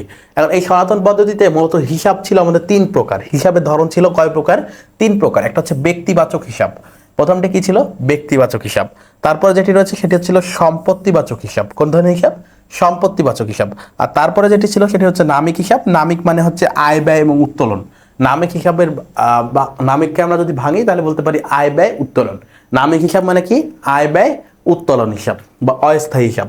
কারণ ব্যক্তিবাচক হিসাব, ব্যক্তি বলতে হচ্ছে যেমন আমাদের পাওনাদার হতে পারে, পাওনাদার রহিম হতে পারে, দেনাদার করিম হতে পারে, এগুলো হচ্ছে ব্যক্তিবাচক হিসাব।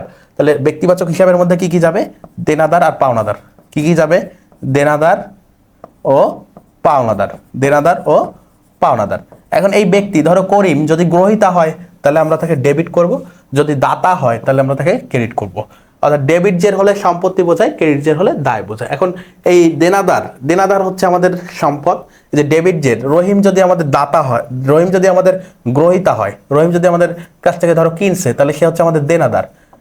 রহিম হচ্ছে আমাদের কাছ থেকে কোনো পণ্য কিনছে তাহলে সে হচ্ছে দেনাদার, সে হচ্ছে কি গ্রহীতা, পণ্য গ্রহীতা, তাহলে সেটা হচ্ছে সম্পদ, সেটা আমাদের জন্য কি সম্পদ। আর ধরো আমরা কারো কাছ থেকে কিনছি, আমরা পণ্য ক্রয় করছি ধরো করিমের কাছ থেকে, তাহলে করিম হচ্ছে আমাদেরকে পণ্যদাতা, করিম হচ্ছে আমাদের কি পণ্যদাতা, এবং করিম হচ্ছে আমাদের পাওনাদার, এই জন্য কি হচ্ছে ক্রেডিট জের বা দায় হচ্ছে। আশা করি বুঝতে পারছো। এরপর দেখো সম্পত্তিবাচক হিসাব।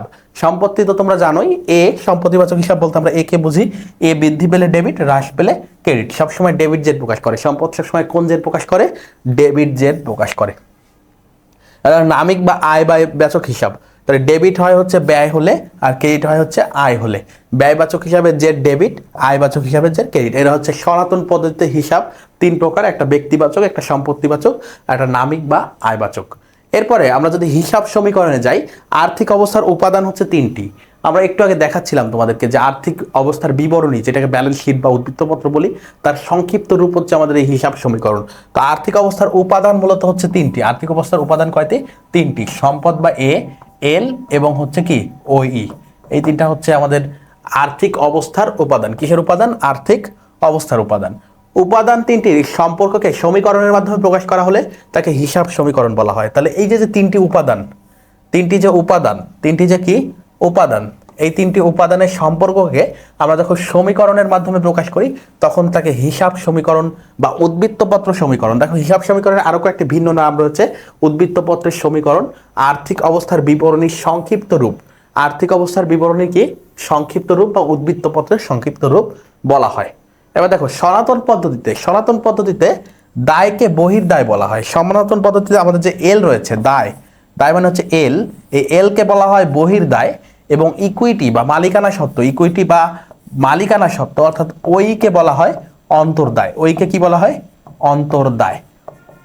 তাহলে আমাদের যে মূলত বহিদায় যেমন পাওনাদার আমাদের কি বহির্দায়, আর যে মালিকানা সত্ত্ব মূলধন এগুলো হচ্ছে আমাদের অন্তর্দায়। আশা করি তোমরা বুঝতে পেরেছো। এরপরে আমাদের হিসাব সমীকরণ তোমরা সবাই জানো, হিসাব সমীকরণ হচ্ছে a = l + ওই। এইটাকে এখন এই ওইর আবার চারটা অংশ আছে, ওইর আবার কি আছে চারটি অংশ আছে, যার মধ্যে আছে সি আছে ক্যাপিটাল। তাহলে এই যে সি হচ্ছে ক্যাপিটাল, তার থেকে যদি আমরা উত্তোলন করি সেটা মাইনাস হয়। যদি কোনো আয় হয় বা রেভিনিউ হয়, ডি মানে হচ্ছে ড্রয়েক্স, আর রেভিনিউ, তাহলে সিটা আমি একটু লিখে দিই তোমাদেরকে, মূলধন মাইনাস হচ্ছে উত্তোলন, দিতে হচ্ছে ড্রয়িংস বা উত্তোলন, প্লাস আর এ হচ্ছে রেভিনিউ বা আয়, আর মাইনাস ইতে হচ্ছে এক্সপেন্স, ইতে হচ্ছে কি এক্সপেন্স বা ব্যয়। তাহলে এই যে ওইকে ভাঙলে আমরা চারটি উপাদান পাচ্ছি, তাহলে এই অংশটুকু আমরা বলতে পারি ওই, এই অংশটাকে আমরা কি বলতে পারি ওই, এই অংশটাকে আমরা বলতে পারি ওই। এরপর দেখো অ্যাসেটস, এটা হচ্ছে যৌথ মূলধনের ক্ষেত্রে, যৌথ মূলধনী কোম্পানির ক্ষেত্রে, যৌথ মূলধনের ক্ষেত্রে তো উত্তোলন থাকে না, উত্তোলন থাকে না, তো এই ক্ষেত্রে আমরা কি লিখি দেখো, লায়াবিলিটিস লিখি অ্যাসেটস a = l + এই যে শেয়ার ক্যাপিটাল, শেয়ার ক্যাপিটাল লিখি, যেহেতু আমাদের মূলধন থাকে না বরং কি থাকে শেয়ার মূলধন থাকে। এরপর দেখো রিটেইন আর্নিংস, আমাদের এখানে আর্নিংস না হয় কি হয় সংরক্ষিত আয় থাকে। তারপর ট্রেজারি শেয়ার, ট্রেজারি শেয়ার মানে নিজেদের শেয়ার যখন নিজেরা কিনে নিই তো এটা মাইনাস হয়। ডিভিডেন্ড থাকলে যদি কোনো লভ্যাংশ প্রদান করি, এখানে যেমন উত্তোলন, এখানে লভ্যাংশ প্রদান করলে সেটা আমাদের মাইনাস হয়। রেভিনিউ থাকলে আয় হয়, এবং হচ্ছে এক্সপেন্স তো জানো, এই দুইটা আমাদের এক মালিকানার মতোই। তো এই ছিল আমাদের হিসাব সমীকরণ। এরপরে আমরা লেনদেনের কয়েকটি প্রভাব আমরা দেখব। বলছে যে আর্থিক অবস্থার পরিবর্তন, নিম্নলিখিত লেনদেনগুলো দ্বারা আর্থিক অবস্থা বা মোট সম্পদ অপরিবর্তিত থাকে। এখানে আমি তোমাদেরকে 5টি লেনদেন দিয়েছি, কয়টি লেনদেন দিয়েছি 5টি লেনদেন। এই 5টি লেনদেন দিয়ে আর্থিক অবস্থার কোনো পরিবর্তন হয় না, আর্থিক অবস্থার কোনো পরিবর্তন হয় না বা অপরিবর্তিত থাকে বলছে এখানে। তাহলে কিভাবে হয় আমরা একটু দেখি। এখন আর্থিক অবস্থা মানে কি, আর্থিক অবস্থার সংক্ষিপ্ত রূপ হচ্ছে a = l + ওই। এখন কিভাবে পরিবর্তন হয় না দেখি আমরা। নগদের সম্পত্তি ক্রয়, নগদের সম্পত্তি ধরো ক্রয় করছি, তাহলে কি হয় এটা জাবেদা হয় হচ্ছে ধরো সম্পদ ডেবিট, ধরো আসবাবপত্র কিনছি তাহলে আসবাবপত্র ডেবিট, নগদান ক্রেডিট, নগদান ক্রেডিট। তাহলে সম্পদ বাড়লো, আবার এই নগদানও আর একটা সম্পদ, তাহলে a + a-, তাহলে এ যা ছিল তাই থাকলো। মূলত প্রকৃত অর্থে এর কোনো কি হইল না, কোনো ধরনের কি হইল না, কোনো পরিবর্তন হইল না, কোন ধরনের পরিবর্তন হইল না, কোন ধরনের পরিবর্তন হইল না। এখন কোন ধরনের পরিবর্তন হয়েছে, গুণগত পরিবর্তন হয়েছে। এই পরিবর্তনটাকে অর্থাৎ অপরিবর্তন হয়েছে মানে কি গুণগত পরিবর্তন হয়েছে, গুণগত পরিবর্তন বা কাঠামোগত পরিবর্তন হয়েছে, গুণগত বা কাঠামোগত পরিবর্তন হয়েছে, পরিবর্তন হয়েছে। তাহলে গুণগত বা কাঠামোগত পরিবর্তন হয়েছে। কোন পরিবর্তন হয় নাই, হয় নাই হচ্ছে আমাদের পরিমাণগত বা নিট পরিবর্তন হয়নি। তাহলে এইটা হইছে, হয় নাই কোনটা নিট পরিবর্তন, নিট বা পরিমাণগত যে পরিবর্তন রয়েছে, নিট বা পরিমাণগত যে পরিবর্তন রয়েছে, পরিমাণগত পরিবর্তন হয়নি, পরিবর্তন হয়নি। অর্থাৎ সম্পদ যা ছিল প্রকৃত অর্থে সম্পদ তাই রয়ে গিয়েছে, পাশাপাশি ধরো আমাদের নগদটা কমে সেখানে আসবাবপত্র হয়েছে বা অফিস সরঞ্জাম হয়েছে, এটাকে আমরা বলছি গুণগত বা কাঠামোগত পরিবর্তন। অর্থাৎ হিসাব সমীকরণের যদি এক পাশে পরিবর্তন ঘটে, যদি শুধু এর পাশে পরিবর্তন ঘটে বা শুধু এই পাশটাতে পরিবর্তন ঘটে, সেটাকে আমরা বলছি গুণগত বা কাঠামোগত পরিবর্তন। কিন্তু যদি দুই পাশেই প্রভাব পড়তো, ধরো এ কমে গেছে পাশাপাশি মালিকানা সত্ত্বেও কমে গেছে, তাহলে আমরা সেটাকে বলতাম পরিমাণগত বা নিট পরিবর্তন বা পরিবর্তন হয়েছে। এবার দেখো দেনাদারের কাছ থেকে আদায়, দেনাদারের কাছ থেকে যদি আদায় করতে হয় তা দেখো কি হয়, দেনাদারের কাছ থেকে আদায় হলে আমরা নগদান ডেবিট হয়, নগদান ডেবিট তার মানে a+, পাশাপাশি দেনাদার কমে যায়, দেনাদার ক্রেডিট তার মানে a-, তার মানে এটাতেও কি হচ্ছে কাঠামোগত বা গুণগত পরিবর্তন রয়েছে, যেটাকে আমরা বলছি অপরিবর্তিত থাকে। এবার দেখো প্রাপ্য বিল আদায়, প্রাপ্য বিল আদায় হলে কি হয়, প্রাপ্য বিল আদায় হলে আমাদের নগদান ডেবিট হয়, নগদান বা ব্যাংক ডেবিট হয়, ব্যাংক ডেবিট, ফলশ্রুতিতে a+ হয় এবং হচ্ছে কি হয় প্রাপ্য বিল ক্রেডিট হয়, প্রাপ্য বিল ক্রেডিট হয়, প্রাপ্য বিল ক্রেডিট হয়, অর্থাৎ a- হয়, একটা হচ্ছে a+ আর একটা a-। এবার দেখো নগদে ব্যাংকে জমা বা ব্যাংক হতে উত্তোলন, তাহলে ব্যাংকে জমা দিলে কি ঘটে, দেখো ব্যাংকে জমা দিলে কোনটি ঘটে, ব্যাংকে জমা দিলে ব্যাংকের টাকা বাড়ে, ব্যাংক ডেবিট অর্থাৎ a+, পাশাপাশি আমাদের নগদ কমে তাহলে a-। এবার দেখো বকেয়া আয় বা বিনিয়োগের সুদ আদায় হলো, বকেয়া আয় বা বিনিয়োগের সুদ আদায় করা হলো। তাহলে বকেয়া আয়, বকেয়া আয় হচ্ছে আমাদের একটা সম্পদ, তাহলে নগদান ডেবিট, নগদান ডেবিট, বকেয়া আয় ক্রেডিট, বকেয়া আয় ক্রেডিট, তাহলে এর ফলে বকেয়া আয় হচ্ছে একটা সম্পদ, তার মানে এ প্লাস হয়েছে এ মাইনাস হয়েছে, তার মানে আমাদের গুণগত পরিবর্তন হয়েছে বা কাঠামোগত পরিবর্তন হয়েছে বা অপরিবর্তিত রয়েছে, কিন্তু নিট বা পরিমাণগত পরিবর্তন হয়নি। আশা করি তোমরা বুঝতে পারছো সবগুলো। এরপরে দেখো এই ধরনের এমসিকিউ কিন্তু আসতেই পারে আমাদের। এবার দেখো পরিমাণগত বনাম গুণগত পরিবর্তন। প্রতিটি লেনদেন আর্থিক অবস্থাকে প্রভাবিত করে। আর্থিক অবস্থার উক্ত পরিবর্তনগুলোকে আমরা দুই ভাগে ভাগ করতে পারি। কয় ভাগে? দুই ভাগে। এর অধিকাংশ আলোচনা আমি পূর্বের স্লাইডে তোমাদেরকে করে দিয়েছি, তারপরে এখানে আরেকটু দেখবো। বলছে পরিমাণগত বা নিট পরিবর্তন। কি পরিবর্তন? পরিমাণগত বা নিট পরিবর্তন, আর এটা হচ্ছে গুণগত বা কাঠামোগত পরিবর্তন। আরেকটাকে কি বলতে পারি? গুণগত বা কাঠামোগত পরিবর্তন। হিসাব সমীকরণের দুই পাশে প্রভাব পড়লে আমরা তাকে বলি পরিমাণগত বা নিট পরিবর্তন। হিসাব সমীকরণের এক পাশে প্রভাব পড়লে তাকে আমরা বলি গুণগত বা কাঠামোগত পরিবর্তন। তো এই নামগুলো মনে রাখতে হবে। এক পাশে পড়লে পরিমাণগত, এক পাশে পড়লে গুণগত বা কাঠামোগত, দুই পাশে পড়লে পরিমাণগত বা নিট পরিবর্তন। এবার দেখো, তো প্রিয় শিক্ষার্থীরা, আমাদের এই ছিল এই অধ্যায়ের তোমাদের যে টপিকগুলো থেকে এমসিকিউ আসতে পারে, যে টপিকগুলো আমাদের সৃজনশীল সলভ করতে সহায়তা করবে, সেই বিষয়গুলো জানার পরিমাণ। তো এই পর্যন্ত করলে ইনশাল্লাহ তোমাদের এই প্রথম চ্যাপ্টারের আর কোনো কনফিউশন টপিক নিয়ে থাকবে না ইনশাল্লাহ। এখন আমরা এমসিকিউ সলভ করব, পাশাপাশি আমরা কি করব? 20টি এমসিকিউ সলভ করব এই অধ্যায় থেকে, বিগত বছরের বোর্ডগুলোতে আসা। পাশাপাশি আমরা 2টা সৃজনশীল সলভ করব। তো প্রিয় শিক্ষার্থী, তোমাদেরকে আবারও অনুরোধ করছি, যারা আজকের ক্লাসটি দেখে উপকৃত হচ্ছে বা মনে হচ্ছে তোমাদের কাছে যে আমাদের এই ক্লাসটি হেল্পফুল হয়েছে, তোমাদেরকে কিছুটা হলেও গাইডলাইন দিতে পেরেছি, কিছুটা হলেও বোঝাতে সক্ষম হয়েছি, তাদের কাছে রিকোয়েস্ট থাকবে, তোমাদের যারা সহপাঠী রয়েছে তাদেরকেও আমাদের এই ক্লাসটা শেয়ার করে দাও। এটা তোমরা একেবারে তোমরা যদি তোমার বন্ধুদের সাথে নিয়ে করো, তারাও যদি একটু গাইডলাইন পায়, তাদের যদি একটু উপকার হয়, সেটাই আমাদের কাছে বড় প্রাপ্তি। তো আমরা এখন 20টি এমসিকিউ সলভ করব। আমরা এখন কি করব? 20টি এমসিকিউ সলভ করব। দেখো হিসাব বিজ্ঞানকে কি নামে অভিহিত করা হয়? হিসাব বিজ্ঞানকে কি নামে অভিহিত করে? আমি তোমাদেরকে অনেকগুলো স্লাইডে বলেছি যে হিসাব বিজ্ঞানকে আমরা কি নামে অভিহিত করি। হিসাব বিজ্ঞান হচ্ছে একটা তথ্য ব্যবস্থা। হিসাব বিজ্ঞান একটা কি? তথ্য ব্যবস্থা। তো হিসাব বিজ্ঞানকে অভিহিত করা যায় তথ্য ব্যবস্থা নামে। কি নামে অভিহিত করা যায়? তথ্য ব্যবস্থা, যেটা অপশন সি তে আছে। এটা হুবহু লাইন, তোমরা স্লাইডে একটু আগে পড়েছো।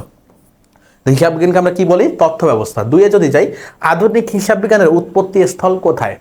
আমি তোমাদেরকে স্লাইডে পড়িয়েছিলাম যে আমাদের আধুনিক হিসাব বিজ্ঞানের ভিত্তি হচ্ছে কি? হিসাব বিজ্ঞানের ভিত্তি কি? এটা বলো। আধুনিক হিসাব বিজ্ঞানের ভিত্তি কি? আধুনিক হিসাব বিজ্ঞানের ভিত্তি হচ্ছে কি? দুতরফা দাখিলা পদ্ধতি। আধুনিক হিসাব বিজ্ঞানের ভিত্তি কি? Double entry system. আধুনিক হিসাব বিজ্ঞানের ভিত্তি কি? Double entry system. এটা কে উদ্বোধন করছিল? এটা হচ্ছে লুকা প্যাসিওলি বানাইছিল। এটা কে বানাইছিল? লুকা দি প্যাসিওলি। তো তিনি ছিলেন এটা এই বইটা যে সুম্মা দি অ্যারিথমেটিকা জিওমেট্রিয়া প্রপোর্শনালিটা, এই বইটা তিনি 1494 সালে প্রকাশ্যে আনেন। 1494 সালে। তো এই যে 1494 সাল থেকে আমাদের আধুনিক হিসাব বিজ্ঞানের উৎপত্তি। এবং ওই যে লুকা দি প্যাসিওলি, তিনি কিন্তু ইতালির নাগরিক ছিলেন। কোথাকার নাগরিক ছিলেন? ইতালি। কোথাকার? ইতালির। এজন্য আমরা বলি আধুনিক হিসাব বিজ্ঞানের উৎপত্তি স্থল হচ্ছে ইতালিতে। এবং এই ইতালিতে হওয়ার কারণ হচ্ছে ওই যে সুম্মা দি অ্যারিথমেটিকা জিওমেট্রিয়া প্রপোর্শনালিটা, যার মধ্যে ডাবল এন্ট্রি সিস্টেম ছিল বা দুতরফা দাখিলা পদ্ধতি ছিল, এবং যেটা উদ্ভাবন করছিল কে করছিল? লুকা দি প্যাসিওলি। তাহলে এই জন্য আমরা ইতালিকে বলি হচ্ছে হিসাব বিজ্ঞানের উৎপত্তি স্থল। তাহলে অ্যান্সার হবে সি। এরপরে লেনদেন শব্দটির আবিধানিক অর্থ কি? লেনদেনের আবিধানিক, যখন আমি লেনদেন পড়াচ্ছিলাম তখন তোমাদেরকে বলছিলাম লেনদেনের আবিধানিক একটি অর্থ আছে, যেটাকে আমরা কি বলি? আদান প্রদান। কি বলি? আদান প্রদান। লেনদেন মানে হচ্ছে আদান প্রদান করা। লেনদেন মানে কি? আদান প্রদান করা। আবিধানিক অর্থ হচ্ছে আদান প্রদান করা। ওকে। 4-এ যদি যাই, ধারে কম্পিউটার ক্রয় 50,000 টাকা। ধারে কম্পিউটার ক্রয় কত? 50,000 টাকা। হিসাব সমীকরণে কোন কোন উপাদানে প্রভাব ফেলবে? তাহলে হিসাব সমীকরণের মূল উপাদান হচ্ছে A = L + OI, এবং ওইর মধ্যে আছে আমাদের হচ্ছে আয় এবং ব্যয়। ওইর মধ্যে কি আছে? মূলধন, উত্তোলন, আয় ব্যয়। কি ছিল? আয় ব্যয়। ওকে। এরপর দেখো ধারে কম্পিউটার ক্রয়। ধারে আমি যদি কম্পিউটার ক্রয় করি, তাহলে এটা জাবেদা করো তোমরা। ধারে কম্পিউটার করলে, কম্পিউটার হচ্ছে অফিস সরঞ্জাম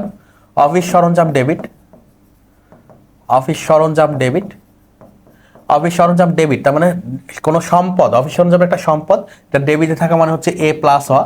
এবং ধারে ক্রয় করছি, তার মানে প্রদেয় হিসাব ক্রেডিট। তার মানে কি? প্রদেয় হিসাব ক্রেডিট হচ্ছে ক্রেডিট। প্রদেয় হিসাব হচ্ছে একটা দায় ক্রেডিটে থাকা মানে হচ্ছে এল প্লাস, তার মানে হচ্ছে সম্পদ বৃদ্ধি এবং হচ্ছে দায় বৃদ্ধি, সম্পদ বৃদ্ধি এবং দায় বৃদ্ধি। তাহলে সম্পদকে প্রভাবিত করছে, দায়কে প্রভাবিত করছে, সম্পদ ও দায়। তাহলে হিসাব সমীকরণের প্রভাব পড়বে হচ্ছে সম্পদ ও দায়, যেটা আমরা বিতে দেখতে পাচ্ছি। তাহলে বি হচ্ছে আমাদের অ্যান্সার। প্রিয় শিক্ষার্থীরা, এমসিকিউ গুলো যখন সলভ করছি আমি তো তোমাদেরকে বুঝিয়ে বুঝিয়ে সলভ করছি, তো তোমরা একটু চেষ্টা করো, আমি যখনই ধরো এরপরে আমি 5-এ যাব, তো 5টা আমি আলোচনা করার মধ্যে তোমরা পারো কিনা, তোমরা সেটার অ্যান্সার করতে পারো না কিনা। যদি পারো তাহলে একটু কমেন্টে লিখে ফেলো যে 5-এর হচ্ছে এ বি সি ডি, 5-এর এ, ধরো 6 করাচ্ছি, 6 তো আমি তোমাদেরকে বোঝাচ্ছি, তো বোঝানোর ক্ষেত্রে তোমরা যদি আগে থেকে বুঝে ফেলো, সেটার অ্যান্সার করার ট্রাই করো, তাহলে তোমাদের জন্য সুবিধা হবে। পাশাপাশি খাতায় একটু লিখে ফেলো, যারা ক্লাসটি করছো। 5-এ যদি যাই, ব্যবসায়ের অভ্যন্তরীণ দায় কোনটি, ব্যবসায়ের অভ্যন্তরীণ দায় কোনটি। তাহলে দেখো সনাতন পদ্ধতিতে আমি বলেছিলাম ইকুয়াল টু এল প্লাস ওই, তাহলে এই যে এল প্লাস ওই তোমরা যে দেখেছো, এর এল সনাতন পদ্ধতিতে এলকে বলা হয় বহির্দায়, এলকে কি বলা হয় বহির্দায়, আর ওই বা মালিকানা সত্ত্বকে বলা হয় অন্তর্দায় বা অভ্যন্তরীণ দায়, অন্তর্দায় বা অভ্যন্তরীণ দায়। এই অভ্যন্তরীণ মানে হচ্ছে অন্তর্দায়। তাহলে ব্যবসায়ের অভ্যন্তরীণ দায় কোনটি, অভ্যন্তরীণ দায় হচ্ছে মালিকানা সত্ত্ব বা মূলধন, মালিকানা সত্ত্ব বা কি মূলধন, মালিকানা সত্ত্ব অথবা মূলধন। এরপরে আমরা 6-এ যদি যাই, নিচের কোনটি অনগদ লেনদেন, নিচের কোনটি অনগদ লেনদেন। লেনদেনের শ্রেণী বিভাগ আমরা পড়েছিলাম, যেখানে ছিল নগদ লেনদেন, অনগদ লেনদেন, তা বাকিতে বা ধারে লেনদেন। তা দেখো নিচের কোনটি অনগদ লেনদেন, সেখানে তোমাদেরকে আমি ব্যাখ্যা দিয়েছিলাম, যে নগদ বাট্টার একটা ব্যাখ্যা দিয়েছিলাম অনগদ লেনদেনের মধ্যে। নগদ বাট্টা 2 প্রকার, নগদ বাট্টা কয় প্রকার, 2 প্রকার, নগদ বাট্টা 2 প্রকার। একটা হচ্ছে প্রাপ্ত বাট্টা আর একটা হচ্ছে প্রদত্ত বাট্টা, একটা হচ্ছে প্রাপ্ত বাট্টা আর একটা হচ্ছে প্রদত্ত বাট্টা। একটু আগেই কিন্তু ব্যাখ্যা দিয়েছি, একটু আগেই কিন্তু আমি স্লাইড পড়ানোর সময় ব্যাখ্যা দিয়েছি, প্রাপ্ত বাট্টা প্রদত্ত বাট্টা। এবং এই নগদ বাট্টা কখনোই নগদে হয় না, নগদে হয় না, এটা কখনো কি নগদে দেওয়া হয় না, নগদে দেওয়া হয় না। এটার নাম নগদ বাট্টা, কিন্তু এখানে কখনো ক্যাশের লেনদেন হয় না, নগদে আদান প্রদান হয় না। তাহলে এটাকে আমরা বলতে পারি অনগদ লেনদেন। এটাকে আমরা কি বলতে পারি, এই নগদ বাট্টাকে আমরা বলি অনগদ লেনদেন, নগদ বাট্টাকে আমরা কি বলি অনগদ লেনদেন, এটাকে আমরা বলি অনগদ লেনদেন, অনগদ লেনদেন, অনগদ লেনদেন। তাহলে আমাদের নিচের কোনটি অনগদ লেনদেন, নগদ বাট্টা, নগদ বাট্টা নাই, তবে নগদ বাট্টার মধ্যে 2টা ছিল, একটা হচ্ছে প্রাপ্ত, একটা প্রদত্ত। এখন দেখো এখানে কি আছে, প্রাপ্ত বাট্টা আছে, দেখো প্রদত্ত বাট্টা নামে কোনো কিছু নাই। তাহলে প্রাপ্ত বা প্রদত্ত বাট্টা হোক, সেটাই হচ্ছে অনগদ লেনদেন। প্রদত্ত বাট্টাও কিন্তু থাকতে পারতো, বা নগদ বাট্টাও কিন্তু থাকতে পারতো, সেটাও কিন্তু অ্যান্সার হইতো। এখানে যদি অথবা দিয়ে দিই আমি নগদ বাট্টা, এই 2টার যোগফল হচ্ছে নগদ বাট্টা, নগদ বাট্টা। তাহলে এই 3টাই কিন্তু তোমাদের অ্যান্সার, অপশনে যে কোনো একটা থাকবে, আর যদি 2-3টা থাকে তাহলে বহুপদী হয়ে যাবে সেটা। ওকে, 7-এ যদি যাই, হিসাব বিজ্ঞানের মূল ভিত্তি কোনটি, হিসাব বিজ্ঞানের মূল ভিত্তি কোনটি। দেখো হিসাব বিজ্ঞানের মূল ভিত্তি হচ্ছে, তোমাদেরকে বারবার বললাম, একটু আগে আলোচনা করছিলাম, যে 1494 সালে লুকা দি প্যাসিওলি সুম্মা দি অ্যারিথমেটিকা জিওমেট্রিয়া প্রপোর্শনালিটা যে বই লিখছে, সেটার মধ্যে ছিল দুতরফা দাখিলা পদ্ধতি বা ডবল এন্ট্রি সিস্টেম। তো সেইটাই হচ্ছে আমাদের হিসাব বিজ্ঞানের মূল ভিত্তি।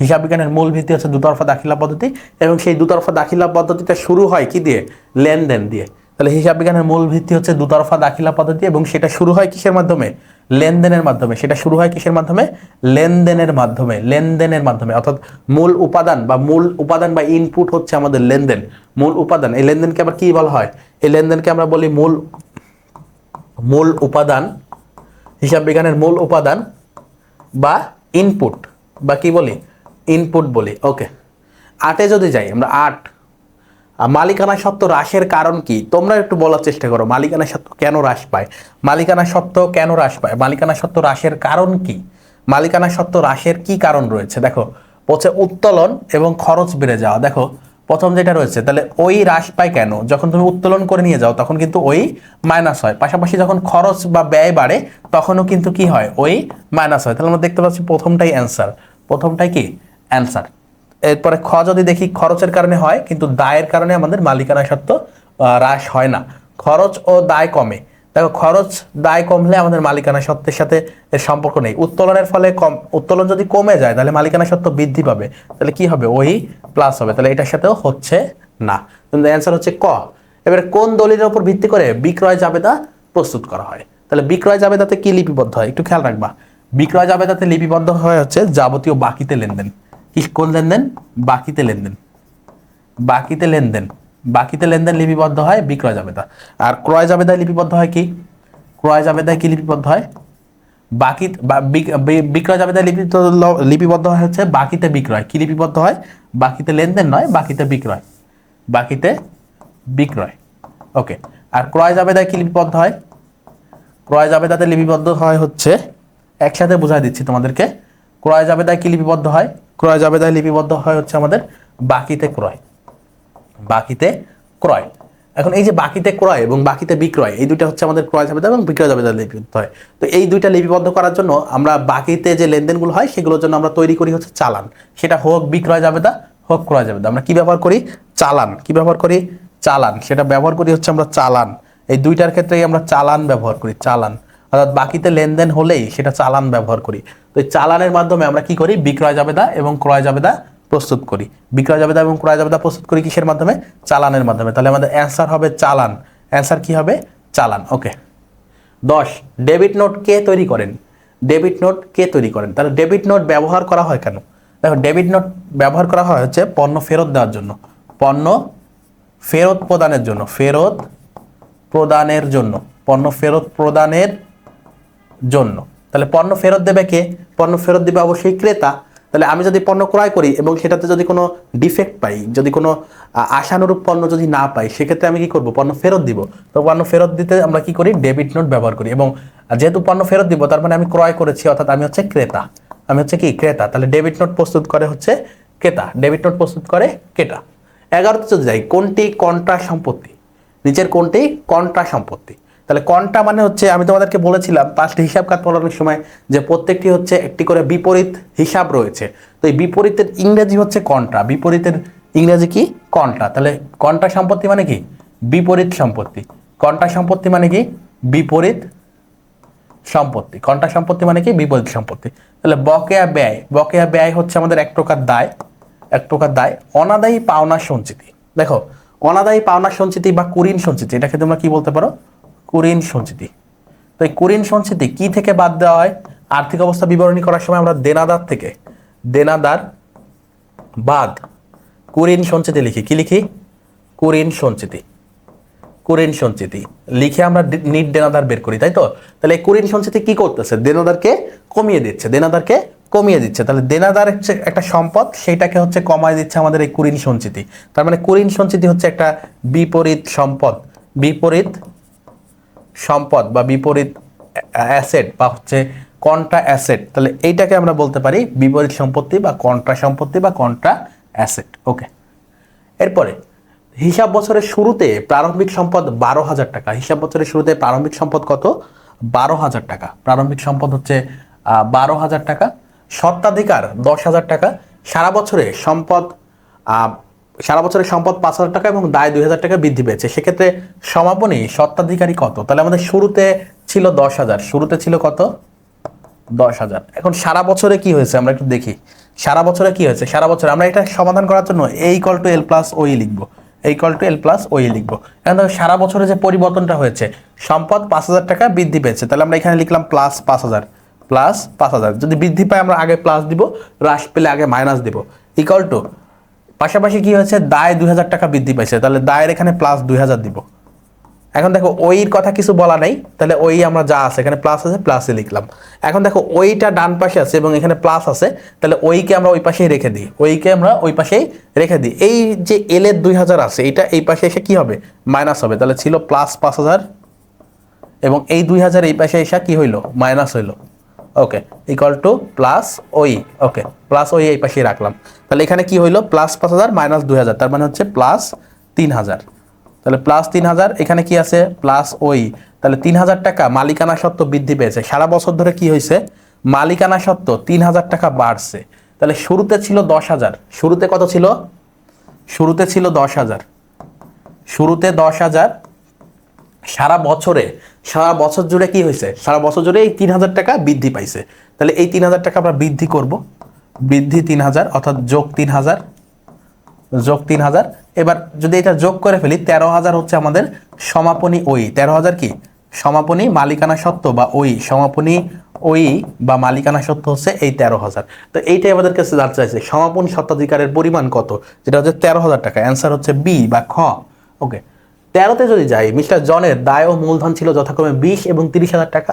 যদি দায় কমে 10,000 টাকা এবং সম্পদ বাড়ে, যদি দায় কমে 10,000 টাকা এবং সম্পদ বাড়ে 10,000 টাকা, তাহলে মূলধন কত হবে? মূলধন কত হবে? অর্থাৎ সমাপনী মূলধন আবার চাইছে। তো এটা শুরুর মূলধন কত ছিল? শুরুর মূলধন ছিল দেখো 30,000 টাকা। শুরুতে মূলধন ছিল 30,000 টাকা। এখন সারা বছর ধরে কি হয়েছে, আমরা আবারও A = L + OE লিখবো। যদি দায় কমে, দায় কত কমছে? 10,000, তাহলে আমরা লিখবো এখানে -10,000। ওকে, সাথে সম্পদ বাড়ছে হচ্ছে কত?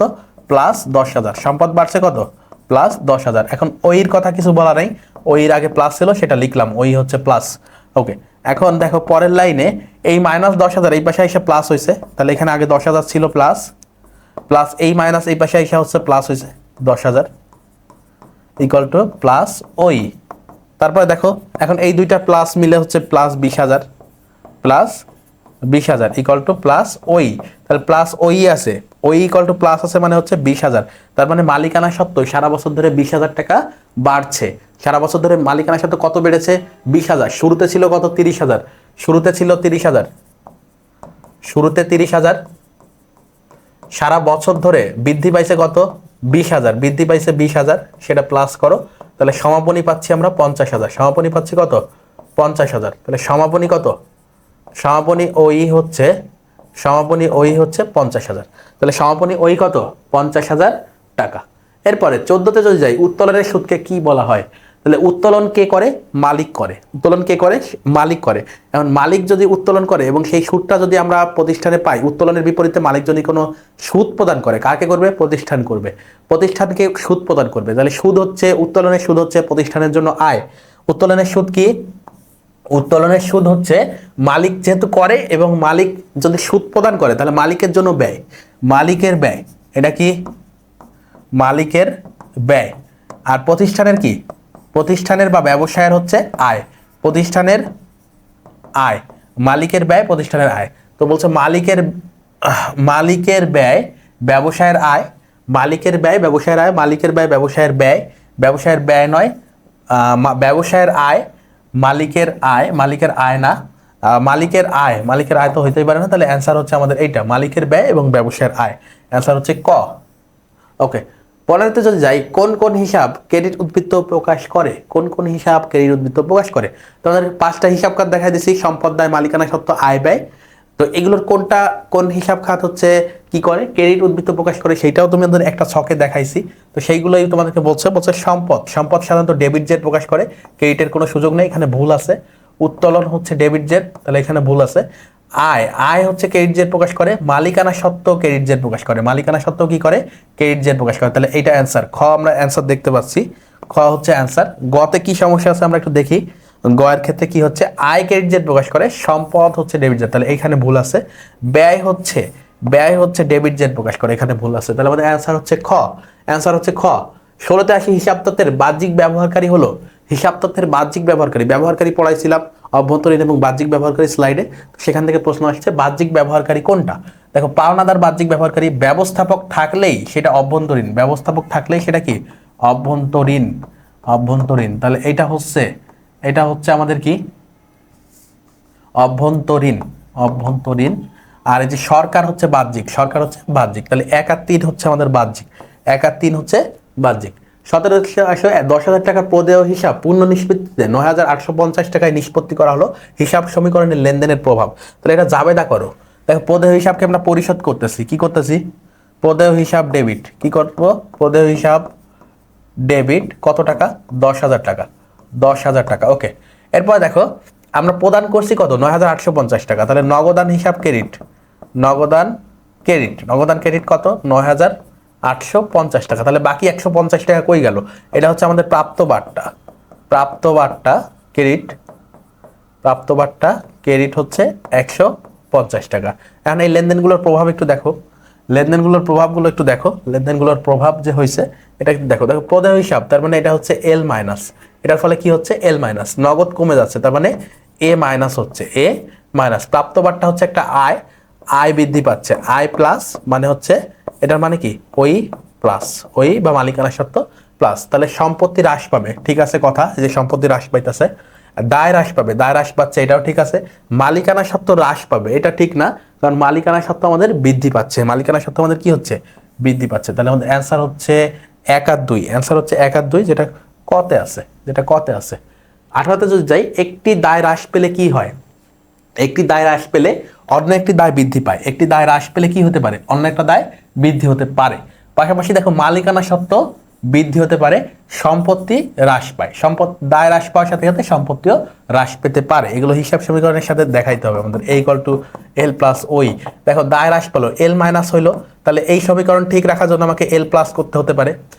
পাশাপাশি কি করতে হতে পারে? ওই প্লাস করতে হতে পারে, ওইকে প্লাস করতে হতে পারে, অথবা এই পাশে হিসাব সমীকরণ এই পাশে আসলে A- হইতে পারে। তাহলে তিনটা কথাই ঠিক আছে, তাহলে আমাদের অ্যান্সার হবে 1, 2, 3। অ্যান্সার হবে কি? 1, 2 ও 3, 1, 2 ও 3। 19-এ যদি যাও, ডেবিট নোটে উল্লেখ থাকে কি?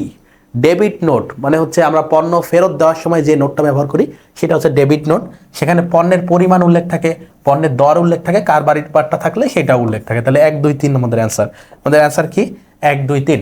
এবার 20-এ যদি আসি, ক্যাশ মেমো কে প্রস্তুত করে? দেখো ক্যাশ মেমো কখন দেওয়া হয়? যখন নগদে আমরা কোনো কিছু পণ্য ক্রয় বিক্রয় করি, এবং ক্যাশ মেমো প্রস্তুত করে হচ্ছে বিক্রেতা।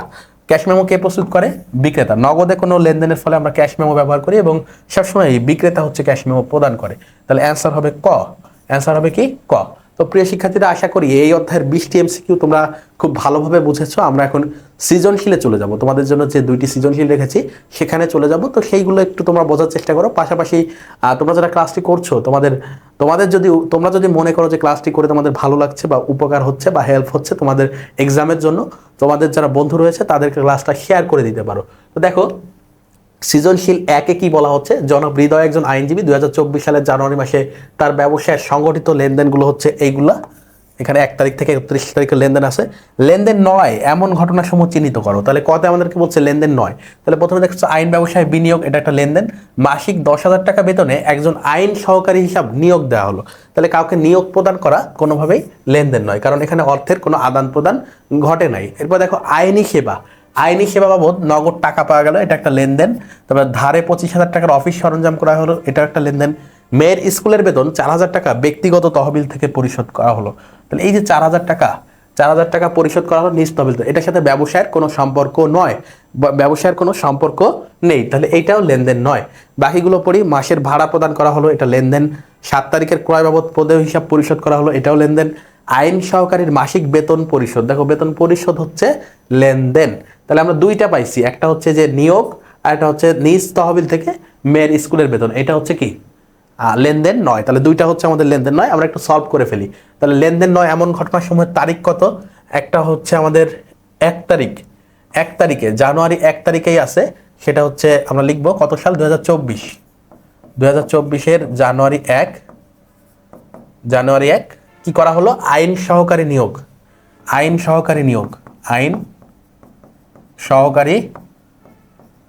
নিয়োগ। এরপরে হচ্ছে জানুয়ারির কত? দেখো জানুয়ারি হচ্ছে 10 তারিখে আর একটা আছে, ব্যক্তিগত তহবিল থেকে মেয়ের স্কুলের বেতন। জানুয়ারি 10 তারিখে ব্যক্তিগত তহবিল থেকে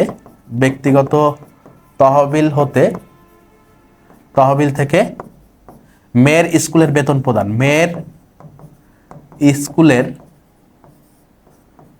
স্কুলের বেতন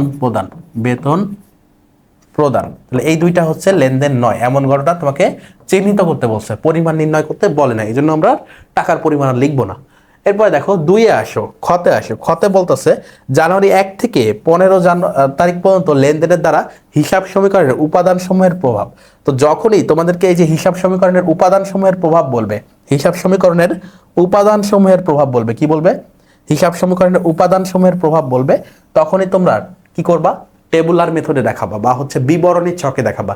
টেবুলার মেথডের বাংলা হচ্ছে বিবরণী ছক। তো এই যে হিসাব সমীকরণের প্রভাব দেখাতে বললেই তোমরা বিবরণী ছক করে দিবা। যে কোনো প্রশ্নে হিসাব সমীকরণের প্রভাব বললে কি করবা? বিবরণী ছক করবা। তা সেটা করতে বলছে 1 থেকে 15 জানুয়ারির লেনদেন দ্বারা। তো আমরা 1 থেকে 15 জানুয়ারির যে লেনদেন রয়েছে, অর্থাৎ এইখান থেকে এই 15 তারিখ পর্যন্ত, এইগুলো দিয়ে আমাদের এর ভিতরে আবার 2টা আছে লেনদেন নয়, এর মধ্যে 2টা আছে হচ্ছে লেনদেন নয়। তার একটা হচ্ছে আমাদের এই যে আইন সহকারী নিয়োগ, একটা হচ্ছে কি আইন সহকারী নিয়োগ, এটা বাদ দিব, এবং হচ্ছে মেয়ের স্কুলের বেতন। এই 2টা বাদে আমাদের বাকিগুলো দিয়ে কি করতে বলছে? 1 থেকে 15-এর মধ্যে বাকিগুলো দিয়ে আমাদেরকে বলছে যে হচ্ছে টেবুলার ছকে দেখাতে হবে। টেবুলার ছক সবসময় নাও বলা থাকতে পারে। এই যে উপাদান সমূহের প্রভাব মানেই হচ্ছে আমরা কিসে দেখাবো, বিবরণী ছকে দেখাবো। কোথায় দেখাবো, বিবরণী ছকে। এখন আমি একটা বিবরণী ছক এঁকে রাখছি তোমাদের জন্য। তো দেখো বিবরণী ছকের ক্ষেত্রে আমাদেরকে দেখতে হবে কোন কোন উপাদান। তো এই লাইনটা আমরা সবাই জানি যে উপরে সম্পদ ইকুয়াল টু দায় প্লাস মালিকানা সত্ত্ব হবে, কিন্তু সমস্যা হচ্ছে আমাদের এইখানে সম্পদের মধ্যে কি কি যাবে, নগদ আর অফিস সরঞ্জাম। এখন এই নগদ আর অফিস সরঞ্জাম আমরা কিভাবে বের করবো, দেখো বলছে আইন ব্যবসায় বিনিয়োগ করা হলো, তাহলে আমরা দেখতে পাচ্ছি বিনিয়োগের মধ্যে নগদ আছে, পাশাপাশি হচ্ছে মূলধন আছে। তো এই দুইটা আমরা ক্যাটাগরি করে ফেললাম, নগদ এবং মূলধন, এই দুইটা পেয়ে গেলাম।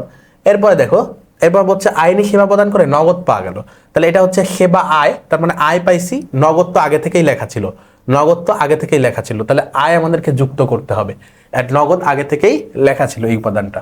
এরপরে দেখো এর হচ্ছে ধারে 25,000 টাকার অফিস সরঞ্জাম ক্রয় করা, তাহলে অফিস সরঞ্জাম যদি ক্রয় করি তাহলে আমাদের একটা সম্পদ বাড়লো, প্রায় ধারে ক্রয় করার সাথে সাথে আমাদের প্রদেয় হিসাব বাড়লো, তাহলে আমাদের এই যে অফিস সরঞ্জাম নামক সম্পদ অ্যাড করতে হবে, প্রদেয় হিসাব অ্যাড করতে হবে। এরপরে দেখো পনেরো থেকে বছর জানুয়ারি মাসের ভাড়া প্রদান করা হলো 7,000 টাকা, তাহলে ভাড়া হচ্ছে আমাদের একটা ব্যয়, এজন্য আমরা কি করব, ব্যয়টা অ্যাড করব, সাথে নগদান তো আছে এবং মন্তব্যের ঘর রাখতে হবে। তাহলে আমরা আমাদের শুরু করে দিই 1 থেকে 15 তারিখের মধ্যে। তাহলে প্রথমে যেটা বলছিল যে 1 তারিখে কি বলতেছে, 50,000 টাকা নিয়ে ব্যবসায় বিনিয়োগ করা হলো, তাহলে 50,000 টাকা বিনিয়োগ করলে আমাদের জাবেদা কি হয়, নগদান ডেবিট 50,000, মূলধন ক্রেডিট। তাহলে আমরা নগদে লিখবো 50,000, নগদে কি লিখবো, এখানে লিখবো 2024 জানুয়ারি 1, তাহলে নগদে লিখবো কত, 50,000 টাকা, 50,000 টাকা। পাশাপাশি আমাদের মূলধন কত হবে, 50,000, মূলধন কত হবে 50,000। তো 1 তারিখের লেনদেন শেষ, আমরা এখানে দাগ দিয়ে দিব, এখানে লিখতে পারি মূলধন আনয়ন, কি লিখতে পারি, মূলধন আনয়ন। ওকে, তো আমাদের এইটা শেষ। এখন এখানে জেড বের করতে হবে, আমাদের এটা জেড দেখো 50,000ই আছে, 50,000 ইকুয়াল টু 50,000। ওকে, এরপরে দেখো এরপর আমাদের কত তারিখ আছে, 3 তারিখ আছে। 3 তারিখে আইনি সেবা প্রদান করে নগদ পাওয়া গেল 10,000 টাকা, তাহলে নগদান ডেবিট, সেবা আয় ক্রেডিট। তাহলে নগদে লিখবো আমরা 10,000, নগদে কত লিখবো, এটা কত 3 তারিখ, তাহলে 3 তারিখে নগদে লিখবো 10,000, আয়তে লিখবো 10,000, আয়তে কত লিখবো 10,000। এটার কাজ শেষ, আবারও একটা লাইন ড্র করব, লাইন ড্র করে আমরা জেড নির্ণয় করে ফেলবো। তাহলে এটা হচ্ছে সেবা আয়, এটার মন্তব্যের কলামে কি লিখতে পারো তোমরা, সেবা আয়। ওকে, তো এখন আমরা আবার জেড নির্ণয় করব। তো জেড এর ক্ষেত্রে দেখো 50 আর 10, এখানে হলো 60,000 টাকা, এবং মানে 5 মনে হচ্ছে দেখে আমরা 60 করে দিই, 60,000। ওকে, এইখানে হলো 50, এখানে হলো 10, এখানে হলো 10,000। ওকে, আমরা একটু ইকুয়াল গুলো দিয়ে দিই, এখানে ইকুয়াল হবে, এখানে ইকুয়াল হবে। ওকে, এরপরে পরের তারিখের লেনদেন কত আছে দেখো, 7 তারিখ আছে। 7 তারিখ বলছে ধারে 25,000 টাকার অফিস সরঞ্জাম ক্রয় করা হলো, তাহলে অফিস সরঞ্জাম ডেবিট, প্রদেয় হিসাব ক্রেডিট, অফিস সরঞ্জাম ডেবিট, প্রদেয় হিসাব ক্রেডিট। তাহলে অফিস সরঞ্জাম আমাদের বাড়বে, পাশাপাশি প্রদেয় হিসাব বাড়বে, তাহলে অফিস সরঞ্জাম কত, 25,000 টাকা, অফিস সরঞ্জাম বাড়বে 25,000। তাহলে এটা কত তারিখ, এটা আমাদের 7 তারিখ, কত তারিখ, 7 তারিখ। তাহলে আমরা 7 তারিখে যাব, 7 তারিখে হচ্ছে অফিস সরঞ্জাম বৃদ্ধি পাইলো 25,000 লিখলাম, পাশাপাশি আমাদের যে প্রদেয় হিসাব রয়েছে সেটা 25,000 বৃদ্ধি পাইলো। এরপর আমরা আবার লাইনটা টেনে জেরগুলো করতে থাকবো। তো জেরটা দেখো তোমরা একটু, এখানে দেখো আমাদের হচ্ছে বাকিতে সম্পদ ক্রয়, এখানে মন্তব্যে কি লিখতে পারো, বাকিতে সম্পদ ক্রয়। ওকে, এরপরে দেখো আমরা জেরগুলো করে ফেলবো, এখানে আছে 60,000, এখানে আছে কত, 60,000। ওকে, এরপর এখানে আছে আমাদের 25,000, এখানে ইকুয়াল দিব, এখানে আছে দেখো 25,000, এখানে আছে 50,000, এখানে আছে 10,000। ওকে, জেরগুলো করা শেষ। আমরা 7-এর পরে 10 আসবে না, 15-তে যাব। জানুয়ারি মাসের ভাড়া প্রদান 7,000 টাকা, তাহলে ভাড়া প্রদান করলে আমরা লিখবো ভাড়া ব্যয় ডেবিট, নগদান ক্রেডিট। কি লিখবো, ভাড়া ব্যয় জাবেদা যদি আমরা করি, ভাড়া ব্যয় ডেবিট, নগদান ক্রেডিট। তবে নগদ থেকে টাকা কমে যাচ্ছে, নগদ থেকে কি হচ্ছে, টাকা কমে যাচ্ছে, নগদ থেকে টাকা কি হচ্ছে, কমে যাচ্ছে। তাহলে আমাদের এটা কত তারিখ, 15 তারিখ, তাহলে আমরা 15 তারিখে লিখবো নগদ থেকে টাকা কমে যাবে কত টাকা, 7,000 টাকা। তাহলে আমরা 7,000 এখানে মাইনাস দিব, 7,000 মাইনাস দিব, এখানে ইকুয়াল দিব, এবং যেহেতু ব্যয় হচ্ছে, ব্যয়টা আমরা মাইনাস আকারে 10,000 টাকা দেখাবো। ওকে, তো এটা হচ্ছে আমাদের ভাড়া ব্যয়, এটা হচ্ছে আমাদের ভাড়া ব্যয়। তো এই ছিল আমাদের যাবতীয় 15 তারিখ পর্যন্ত লেনদেন। এখন প্রত্যেকটা জের আমরা ক্যালকুলেশন করব। তো জেরগুলো আমরা একটু ক্যালকুলেশন করে ফেলি। এখানে 7 মাইনাস করলে আমাদের 53,000 হয়। কত হয়? 53,000, এখানে হয় 25,000। ওকে, ইকুয়াল টু এখানে 25,000 আছে, এখানে 50,000 আছে, এখানে 50,000 আছে, এখানে 10,000 আছে এবং এখানে মাইনাস 10,000 আছে। এখানে কত আছে? ব্যয়তে আমি 10,000 লিখেছি, এটা 7,000 হবে। এটা কত হবে? 7,000। তাহলে এটা হচ্ছে মাইনাস 7,000। তাহলে দেখো এখানে মাইনাস 7,000 আছে। কত আছে? মাইনাস 7,000। ওকে, এখন এইটা জের আমরা একবারে ক্যালকুলেশন করব। সবগুলো জের আলাদা আলাদা করলাম, এবার একবারে আমরা একটা ক্যালকুলেশন করে দিব।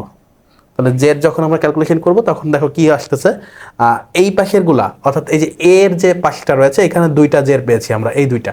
তো এই দুইটাকে আমরা এক কলামে লিখবো। 53 আর 25 কত হয়? 78,000 টাকা। 53 আর 25 কত হয়? 78,000 টাকা।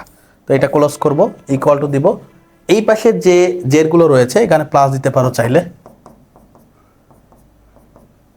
এই পাশে যে জেরগুলো রয়েছে সবগুলো আমরা যোগ বিয়োগ করব। তো দেখো 25 আর 50 হচ্ছে 75, 75 আর 10 85, 85 থেকে 7 বাদ দিলে আমাদের 78,000 টাকা হয়। সেটা আমরা লিখবো 78,000 টাকা। দেখো এখন এ ইকুয়াল টু এল প্লাস ওই। এখন এইখানে এই যে মাঝখানে যে দাগগুলো এগুলো কিন্তু থাকবে না, এই দাগগুলো একটু কষ্ট করে তোমরা উঠাই দিবা, এই দাগগুলো থাকবে না। তো এটাই ছিল আমাদের বিবরণী ছক। আশা করি তোমরা বুঝতে পেরেছো। তো এটা ছিল আমাদের ক্ষয়ের রিকোয়ারমেন্ট। আমরা গতে যাব। তো গ নামে কি বলছে দেখো, গতে আমাদের কি চেয়েছে? গতে বলতেছে প্রতিটি লেনদেনের সংশ্লিষ্ট হিসাব ও হিসাবের শ্রেণী উল্লেখ করে হিসাব খাত এবং হচ্ছে হিসাবের শ্রেণী উল্লেখ করতে বলছে। প্রতিটি লেনদেনের সংশ্লিষ্ট হিসাব এবং হিসাবের শ্রেণী উল্লেখ করো এবং আধুনিক পদ্ধতিতে করতে বলছে। তাহলে আধুনিক পদ্ধতিতে আমাদের হিসাবের শ্রেণী কয়টা? 5টা। সম্পদ, দায়, মালিকানা সত্ত্ব, আয় এবং ব্যয়। তাহলে এই 5টা শ্রেণী দেখাতে বলছে এবং সংশ্লিষ্ট হিসাব দেখাতে বলছে, অর্থাৎ জাবেদা করে আমাদেরকে হিসাব দেখাতে হবে। তাহলে এই হিসাবগুলো আমরা দেখাবো কিভাবে? প্রত্যেকটা লেনদেনের। তাহলে লেনদেন নয় কোনটা কোনটা সেগুলো বাদ দিবা, এইটা বাদ এবং হচ্ছে এটা বাদ, বাকিগুলো আমাদেরকে দেখাতে হবে। তাহলে আমরা একটু লিখি 2024, তাই না? 2024 জানুয়ারি 1 তারিখে কি হয়েছে দেখো, আইন ব্যবসায় বিনিয়োগ করা হলো। তাহলে আমাদের সংশ্লিষ্ট হিসাব হচ্ছে আমাদের কি হবে?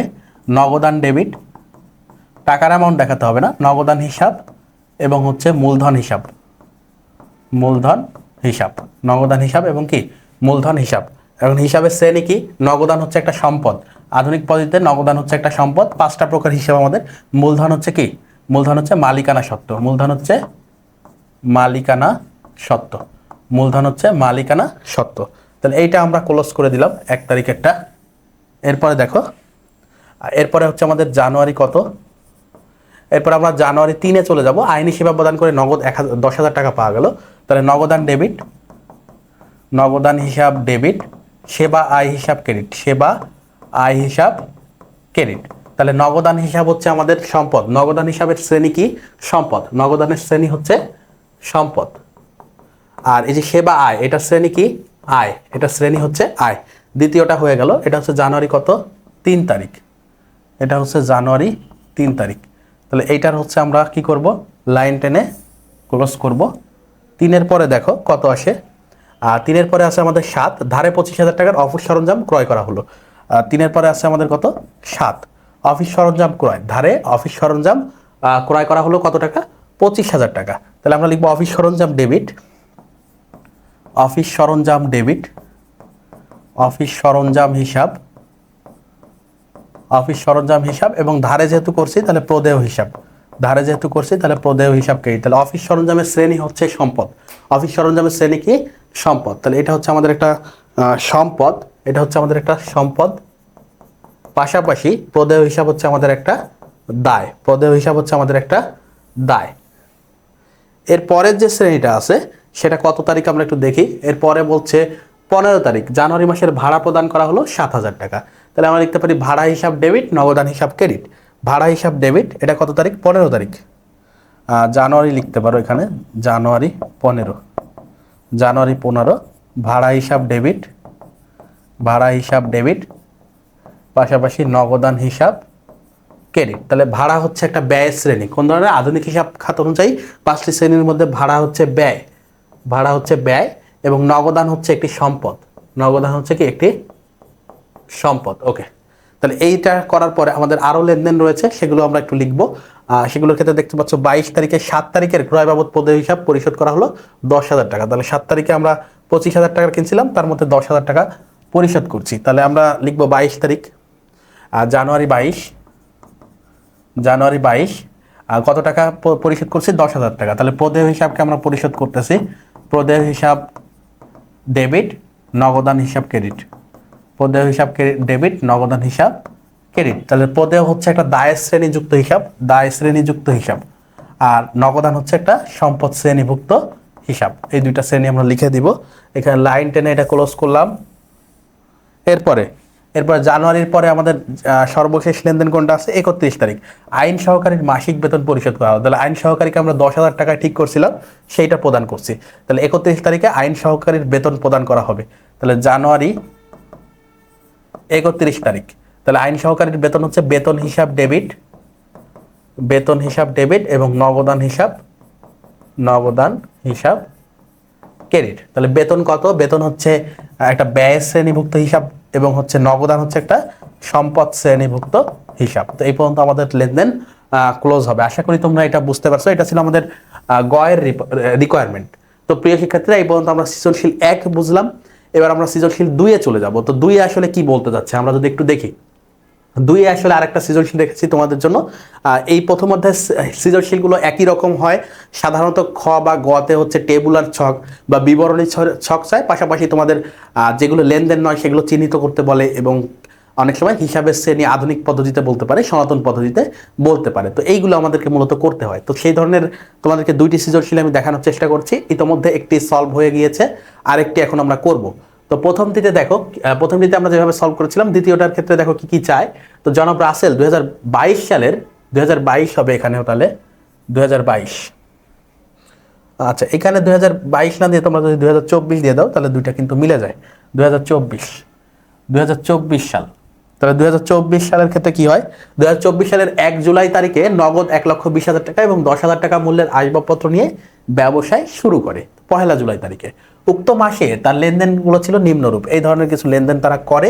2 তারিখে আসবাবপত্র ক্রয়, 4 তারিখে রায়হানের নিকট হতে পণ্য ক্রয়, 5 তারিখে অফিসের জন্য মাসিক 30,000 টাকার একটি বাড়ি ভাড়া করেন।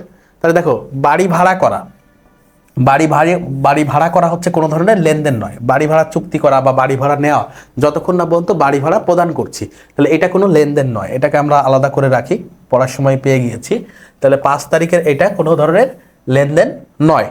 এরপর দেখো, আরিফের নিকট পণ্য বিক্রয়, মাসিক 40,000 টাকা বেতনে একজন হিসাব রক্ষক নিয়োগ। তাহলে এই যে নিয়োগ দেওয়া বা অর্ডার দেওয়া, এগুলো কোনো ধরনের লেনদেন নয়। তাহলে নিয়োগ দিয়েছি কিন্তু আমরা বেতন প্রদান করিনি, তাহলে এটাও কোনো লেনদেন নয়। তাহলে এই দুইটা পাইলাম হচ্ছে লেনদেন নয়। এরপরে দেখো, জামালের নিকট হতে 12,000 টাকা ঋণ নেওয়া হলো, লেনদেন। আরিফের নিকট হতে 2,000 টাকার আর পাওয়া যাবে না, এটাও একটা লেনদেন। কর্মচারী রফিককে বেতন প্রদান, জামালের ঋণের 5,000 টাকা পরিশোধ। তাহলে এই সবগুলোই লেনদেন, এগুলো সবই লেনদেন। তাহলে বাকি পাইছি হচ্ছে 2টা। তাহলে ক নম্বরে আসি আমরা, বলছে লেনদেন নয় এমন ঘটনা বা টাকার পরিমাণ নির্ণয় করো। আগেরটাতে টাকার পরিমাণ বলে নাই, চিহ্নিত করতে বলছে। এবার হচ্ছে টাকার পরিমাণও নির্ণয় করতে বলেছে। এই সৃজনশীলে কি বলেছে? টাকার পরিমাণ নির্ণয় করো। তাহলে আমরা লেনদেন নয় এমন ঘটনা তো চিহ্নিত করব, পাশাপাশি হচ্ছে টাকার পরিমাণ নির্ণয় করব। এবং দেখো, এখানে 1 জুলাই তারিখে আরো একটা লেনদেন আছে, 1 তারিখেও একটা লেনদেনের কথা কিন্তু আছে, ওইটাও কিন্তু আমাদের খেয়াল রাখতে হবে। তাহলে প্রথম যেটা কয়ের রিকোয়ারমেন্ট আমরা সলভ করি, 5 তারিখে জুলাই 5 30,000 টাকার বাড়ি ভাড়া হচ্ছে করা হলো সেটা। তাহলে আমরা লিখতে পারি 2024 জুলাই 5 কি হয়েছে? বাড়ি ভাড়া করা হলো। কত টাকা বাড়ি ভাড়া করা হলো? হচ্ছে মাসিক হচ্ছে 30,000 টাকা, মাসিক 30,000 টাকা। তো আমরা এখানে লিখবো 30,000, এখানে লিখবা টাকা বা পরিমাণ টাকা, এখানে লিখবা টাকা। ওকে। এরপরে দেখো, আরেকটা হচ্ছে লেনদেন নয় পেয়েছি, মাসিক 40,000 টাকার বেতনে হিসাব রক্ষক নিয়োগ। তাহলে হিসাব রক্ষক নিয়োগ কত তারিখ? 7 তারিখ। তাহলে লিখবো জুলাই 7 হিসাব রক্ষক নিয়োগ কত টাকা বেতনে? 40,000 টাকা। তাহলে এই দুটা হচ্ছে লেনদেন নয়। তাহলে এই দুটা চিহ্নিত করলাম এবং পরিমাণ দাঁড়াচ্ছে 70,000 টাকা। পরিমাণ দাঁড়াচ্ছে কত? 70,000 টাকা। তাহলে মোট 70,000 টাকা। তাহলে ক শেষ, আমাদের ক নং শেষ। আমরা খতে যাব, ক শেষ খতে চলে যাব। তো খতে দেখো কি বলছে, খতে বলছে জুলাই 10, 25, 28 এবং 30 তারিখের লেনদেনগুলোর আধুনিক পদ্ধতিতে শ্রেণী বিভাগ সহ হিসাব খাত নির্ণয় করো। তাহলে হিসাব খাত নির্ণয় করতে হবে আমাদের। আধুনিক পদ্ধতিতে হিসাব খাত 5টি, আধুনিক পদ্ধতিতে শ্রেণী বিভাগ করতে হবে, শ্রেণী বিভাগ সহ হিসাব খাত। তাহলে হিসাব খাত হচ্ছে আমাদের যে হিসাব রয়েছে সেগুলো দেখাতে হবে, এবং হিসাব খাত সম্পদ, দায়, মালিকানা সত্ত্ব, আয় ব্যয় এগুলো দেখাতে হবে পূর্বের গয়ের মতো। তাহলে আমরা 10 তারিখ, কত তারিখ করব, 10, 25, 28, 30 অর্থাৎ এই পর্যন্ত আমাদেরকে করতে বলেছে। তো জামালের নিকট থেকে 12,000 টাকা ঋণ নেওয়া হলো জুলাই 10, 2024 সালের, 2024 সালের জুলাই 10, জুলাই কত 10 বলছে জামালের নিকট থেকে ঋণ নেওয়া হলো 12,000 টাকা।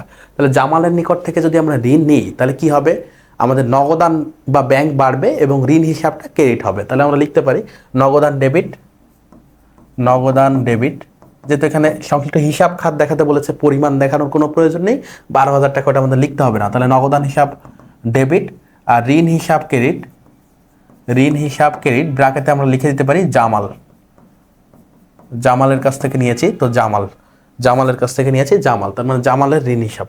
তাহলে এটা নগদান হচ্ছে একটা সম্পদ জাতীয় হিসাব, নগদান একটা কি সম্পদ জাতীয় হিসাব, আর ঋণ হচ্ছে একটা কি দায় জাতীয় হিসাব। তাহলে এইটা শেষ হইলো আমাদের, এটা আমরা ক্লোজ করব, এটা ক্লোজ করলাম। এরপরে আমরা পরবর্তী যে সেকেন্ড লেনদেন আছে 25 তারিখ, আরিফের নিকট হতে 2,000 টাকা আর পাওয়া যাবে না। তার মানে এটা আমাদের অনাদায়ী পাওনা বা কুঋণ হয়ে গিয়েছে। কি হয়েছে, অনাদায়ী পাওনা বা কুঋণ হয়ে গেছে, অনাদায়ী পাওনা বা কুঋণ হয়ে গিয়েছে। তাহলে আরিফের নিকট থেকে যদি 2,000 টাকা না পাওয়া যায় সেটা আমাদের কি করবে, 2,000 টাকা আমাদের কুঋণ হয়ে গিয়েছে, তাহলে এটা পাওয়া যাবে না। তাহলে এটা আমরা কিভাবে দেখাতে পারি, কুঋণ হিসাব ডেবিট এবং হচ্ছে কুঋণ সঞ্চিত হিসাব ক্রেডিট, এইভাবে আমরা দেখাতে পারি। আরিফের নিকট হতে 2,000 টাকা আর পাওয়া যাবে না। তাহলে আরিফ ছিল আমাদের দেনাদার, আরিফ ছিল আমাদের কি দেনাদার, আরিফ ছিল আমাদের একজন দেনাদার। তাহলে জুলাই কত, এটা 25, জুলাই 25, জুলাই 25 তারিখে কি হয়েছে, আরিফ ছিল আমাদের একটা দেনাদার, সে কমে যাবে, সে হচ্ছে ক্রেডিট হবে। তাহলে আমাদের এটাকে আমরা লিখতে পারি অনাদায়ী পাওনা হিসাব বা কুঋণ হিসাব, অনাদায়ী পাওনা, অনাদায়ী পাওনা বা কুঋণ হিসাব। যদি সরাসরি পদ্ধতিতে করি তাহলে হবে অনাদায়ী পাওনা বা কুঋণ হিসাব। এবং আরেকটা হচ্ছে আমাদের দেনাদার, দেনাদার বা হচ্ছে প্রাপ্য হিসাব, ব্র্যাকেটে আরিফ, আরিফ, আরিফের টাকা আর পাবো না, তার মানে দেনাদার আরিফকে কমিয়ে দিতে হবে। তাহলে আমরা ক্রেডিটে রাখলাম। তাহলে অনাদায়ী পাওনা বা কুঋণ হচ্ছে আমাদের জন্য একটা ব্যয়, তো এটার হিসাবের শ্রেণী হচ্ছে ব্যয়, এবং পাশাপাশি দেনাদার হচ্ছে আমাদের জন্য সম্পদ, সে কমে গিয়েছে, সম্পদ। তো এটা আমরা ক্লোজ করে দিব, এটা আমাদের শেষ। এরপরে দেখো আমরা পরবর্তী লেনদেনে যদি যাই, জুলাই, জুলাই কত দেখো, জুলাই 28, কর্মচারী রফিককে বেতন প্রদান 4,000 টাকা। তার মানে আমরা জুলাই 28 বেতন হিসাব ডেবিট, বেতন হিসাব ডেবিট, নগদান হিসাব ক্রেডিট, নগদান হিসাব ক্রেডিট। তাহলে বেতন হচ্ছে একটা ব্যয়, বেতন হচ্ছে একটা ব্যয়, এবং নগদান হচ্ছে একটি সম্পদ, নগদান হচ্ছে কি একটি সম্পদ। তাহলে এটা হিসাবের শ্রেণী আমরা সম্পদ বের করে ফেললাম। তাহলে আমাদের জুলাই 28-এর কাজ শেষ। এরপরে জুলাই কত দেখো, জুলাই 28-এর পরে কত, জুলাই 30, জুলাই 30 জামালের ঋণের 5,000 টাকা পরিশোধ করা হলো। তাহলে জামালের কাছ থেকে ঋণ নিয়েছিলাম অনেক আগে, দেখো জামালের ঋণ ছিল, জামালের ঋণ নিয়েছিলাম 12,000 টাকা, সেখান থেকে 5,000 টাকা পরিশোধ করেছি। তাহলে আমরা ঋণ হিসাবটাকে ডেবিট করব 5,000 টাকা, পাশাপাশি নগদে দিয়েছি, নগদান ক্রেডিট করব। তাহলে আমরা লিখতে পারি ঋণ হিসাব, ঋণ হিসাব ব্র্যাকেটে জামাল, এবং হচ্ছে নগদে যদি দিয়ে থাকি তাহলে নগদান হিসাব ক্রেডিট, নগদান হিসাব ক্রেডিট। তাহলে ঋণ হচ্ছে আমাদের একটা দায়, দায়টাকে আমরা ডেবিট করেছি, তো এটা শ্রেণী লিখবো দায়, এবং নগদান হিসাব যেহেতু নগদ চলে গিয়েছে এটাকে ক্রেডিট করেছে, এবং সম্পদ হচ্ছে ক্রেডিট। তাহলে এই ছিল আমাদের হিসাবের শ্রেণী, অর্থাৎ ক্ষয়ের রিকোয়ারমেন্ট আমাদের শেষ। এরপর আমরা গতে যাব। গতে কি বলছে দেখো, জুলাই 1, 24 এবং 6 তারিখের লেনদেন দ্বারা জুলাই 1, জুলাই 1, 2, 1, 2, 4 এবং 6, 4 এবং 6, জুলাই 1, 2, 4 এবং 6, অর্থাৎ জুলাই 1 হচ্ছে যে 2024 বলেছে, 2024 সালের 1 জুলাই, 2, 4 এবং হচ্ছে 6, এই 4টি লেনদেন দিয়ে আমাদেরকে কি বলেছে, হিসাব সমীকরণের প্রভাব বিবরণী ছকে দেখাও। তো আমি তোমাদেরকে বলেছি হিসাব সমীকরণের প্রভাব বললেই তোমরা বিবরণী ছক বা টেবুলার ছক না বলুক, তোমরা টেবুলার ছকে দেখাই দিবা। সেটা কি করবা, টেবুলার ছকে দেখাই দিবা। এখানে তো বিবরণী ছক উল্লেখ করেই দিয়েছে, তো আমাদেরকে বিবরণী ছক করতে হবে। আমরা দেখতে পাচ্ছি নগদ নামক একটি সম্পদ রয়েছে, তো নগদের জন্য সম্পদের ক্ষেত্রে একটা ঘর করতে হবে। আসবাবপত্র নামক একটা সম্পদ রয়েছে, এবং এই দুইটা মিলে আমাদের মূলধন হয়, তো এই দুটার জন্য আমাদের মূলধন কাটতে হবে। তারপরে দেখো নগদে আসবাবপত্র ক্রয়, এই দুটা অলরেডি ছক করা হয়ে গিয়েছে। যদি আমরা প্রথমটা করে ফেলি, তবে রায়হানের নিকট হতে পণ্য ক্রয়, পণ্য ক্রয় করলে ক্রয় হিসাব ডেবিট, ক্রয় হচ্ছে একটা ব্যয়, এবং হচ্ছে রায়হানের নিকট থেকে তার মানে বাকিতে ক্রয় করেছি, তার মানে প্রদেয় হিসাব বা রায়হানের হিসাবটাও আমাদেরকে বিবরণী ছকে আনতে হবে। এরপরে দেখো আরিফের নিকট পণ্য বিক্রয়, তাহলে এটাও বাকিতে হয়েছে, তার মানে দেনাদারের আরেকটা ঘর সম্পদের পাশে আনতে হবে। তাহলে এই ছকগুলো আমাদেরকে করতে হবে। লেনদেন পরে আমরা কি কি ঘর হবে সেটা আমরা বুঝবো। তো দেখো নগদ, প্রাপ্য হিসাব এবং আসবাবপত্র হয়েছিল, প্রদেয়, মূলধন, আয় ব্যয়। আয় এবং ব্যয় সবসময় দেখাতে হবে মূলধনের পাশে। তো আমরা শুরুটা করি 2024 সালের 1 তারিখে কি হয়েছে দেখো। 1 তারিখে নগদ 1,20,000 এবং 10,000 টাকার আসবাবপত্র নিয়ে ব্যবসায় শুরু করা হয়েছে। তাহলে আমরা এটাকে লিখতে পারি নগদান হিসাব ডেবিট, আসবাবপত্র হিসাব এবং মূলধন হিসাব ক্রেডিট। আসবাবপত্র ডেবিট এবং মূলধন ক্রেডিট। তাহলে আমরা 1 তারিখে যাব, জুলাই 1, 2024, জুলাই 1। জুলাই 1-এ কোনটি ঘটছে? জুলাই 1-এ হচ্ছে আমাদের নগদ হচ্ছে কত টাকা? 1,20,000 টাকা। তাহলে নগদান ডেবিট 1,20,000 টাকা, 10,000 টাকার আসবাবপত্র, 10,000 টাকা কি আসবাবপত্র, এই দুইটা নিয়েছি। তাহলে ইকুয়াল হবে ক্রেডিট পাশটা, মূলধন হবে এই দুইটা যোগ করে কি হবে? এই দুটা যোগ করে মূলধন হবে ক্রেডিটে। তাহলে মূলধন হিসাব যেটা হচ্ছে এখানে আছে 1,30,000 টাকা, কি হবে? 1,30,000 টাকা। ওকে, তো এই পর্যন্ত আশা করি বুঝতে পারছো। আমরা একটা লাইন টেনে জের করব, লাইন টেনে হচ্ছে জের নির্ণয় করব। এটাকে মন্তব্য যদি লিখতে চাও কেউ, তাহলে লিখবা হচ্ছে মূলধন আনয়ন, মূলধন আনয়ন, সম্পদ এবং ক্যাশ হিসেবে মূলধন আনয়ন। এত বড় তো আর লেখার জায়গা নাই আমাদের, এই জন্য হচ্ছে অতটুকুই লিখেছি। এরপরে আমরা যদি হচ্ছে জুলাই কততে যাই, জুলাই 1-এর পরে কততে যেতে বলছে দেখো, জুলাই 2, জুলাই 2-এর লেনদেন। তাহলে 2-এ হচ্ছে আমাদের নগদে আসবাবপত্র ক্রয় 10,000 টাকা। তাহলে নগদে যদি আসবাবপত্র ক্রয় করি, ওইটা তো দেন জের নির্ণয় করতে হবে, জের নির্ণয় করা হয়নি। তাহলে আমরা জেরটা আগে নামাই, 1,20,000, এখানে 10,000 আছে, ইকুয়াল টু এখানে 1,30,000 আছে। এটা হচ্ছে আমাদের জের। এরপরে আমরা জুলাই কত, জুলাই 2, জুলাই 2-তে যাব। তো জুলাই 2-তে কি হচ্ছে? জুলাই 2-তে আসবাবপত্র কেনা হচ্ছে নগদে 10,000 টাকা। তাহলে আসবাবপত্র একটা সম্পদ, এখানে 10,000 টাকা বৃদ্ধি পাচ্ছে এবং নগদের 10,000 টাকা হ্রাস পাচ্ছে। তাহলে এটা ব্র্যাকেটে 10,000 দিব, অর্থাৎ মাইনাস 10,000। আর কোনো ইস্যু নাই এখানে। তাহলে আমরা এটা দাগ টেনে, এখান থেকে দাগ টেনে আমরা কি করব? আমরা জের নির্ণয় করে ফেলবো। তাহলে এটাকে বলতে পারি আমরা আসবাবপত্র ক্রয়, নগদে সম্পদ ক্রয়, নগদে সম্পদ বা আসবাবপত্র ক্রয়। ওকে, তাহলে এখন আমরা জেরটা বের করবো। এখন আমরা জেরে চলে যাব। তাহলে জের হচ্ছে 1,10,000 টাকা। এই 1,20,000 থেকে 10,000 বাদ দিলে 1,10,000। এইখানে দেখো কত হচ্ছে, এখানে 10 আর 10 20,000, ইকুয়াল টু এখানে 1,30,000ই আছে, 1,30,000। ওকে, তাহলে জের করার পর আমরা পরবর্তী যে জুলাইয়ের তারিখ আছে সেটাতে চলে যাব। জুলাই কত? জুলাই 4, রায়হানের নিকট হতে পণ্য ক্রয় 5,000 টাকা। প্রিয় শিক্ষার্থীরা, আমরা যদি জুলাই 4-এ যাই, জুলাই 4-এ কি বলছে? জুলাই 4-এ বলছে যে আরিফের নিকট, রায়হানের নিকট থেকে পণ্য ক্রয়। তার মানে এটা বাকিতে হয়েছে ক্রয় আর প্রদেয় হিসাব, ক্রয় আর প্রদেয় হিসাব কি হবে? ক্রয় হচ্ছে 5,000 টাকা, প্রদেয় হিসাব 5,000 টাকা। তাহলে ক্রয়তে আমরা, ক্রয় মানে হচ্ছে ব্যয় আর প্রদেয় হিসাব বাড়বে। তাহলে এখানে দেখো 5,000 টাকা এখানে প্লাস হলো এবং এখানে হচ্ছে 5,000 টাকা মাইনাস হলো। তাহলে ক্রয় মানে হচ্ছে ব্যয়, এই জন্য 5,000 টাকা আমরা মাইনাস করে দেখালাম। পাশাপাশি হচ্ছে প্রদেয় হিসাব হচ্ছে আমরা বাকিতে কিনছি, এই জন্য বাকিতে 5,000 টাকা বা প্রদেয় হিসাবে 5,000 টাকা আনলাম। তো এখানে আমাদের লিখে দিতে হবে বাকিতে ক্রয়, বাকিতে ক্রয়। ওকে, এবার আমরা জেটটা একটু নির্ণয় করার চেষ্টা করব। জুলাই 4-এর ঘটনা হয়ে গেল। তাহলে এখানে 1,10,000, এখানে 20,000ই রয়েছে, ইকুয়াল টু এখানে 5,000 আসলো এবং এখানে 1,30,000 রয়েছে, 1,30,000 রয়েছে, এখানে মাইনাস 5,000 রয়েছে।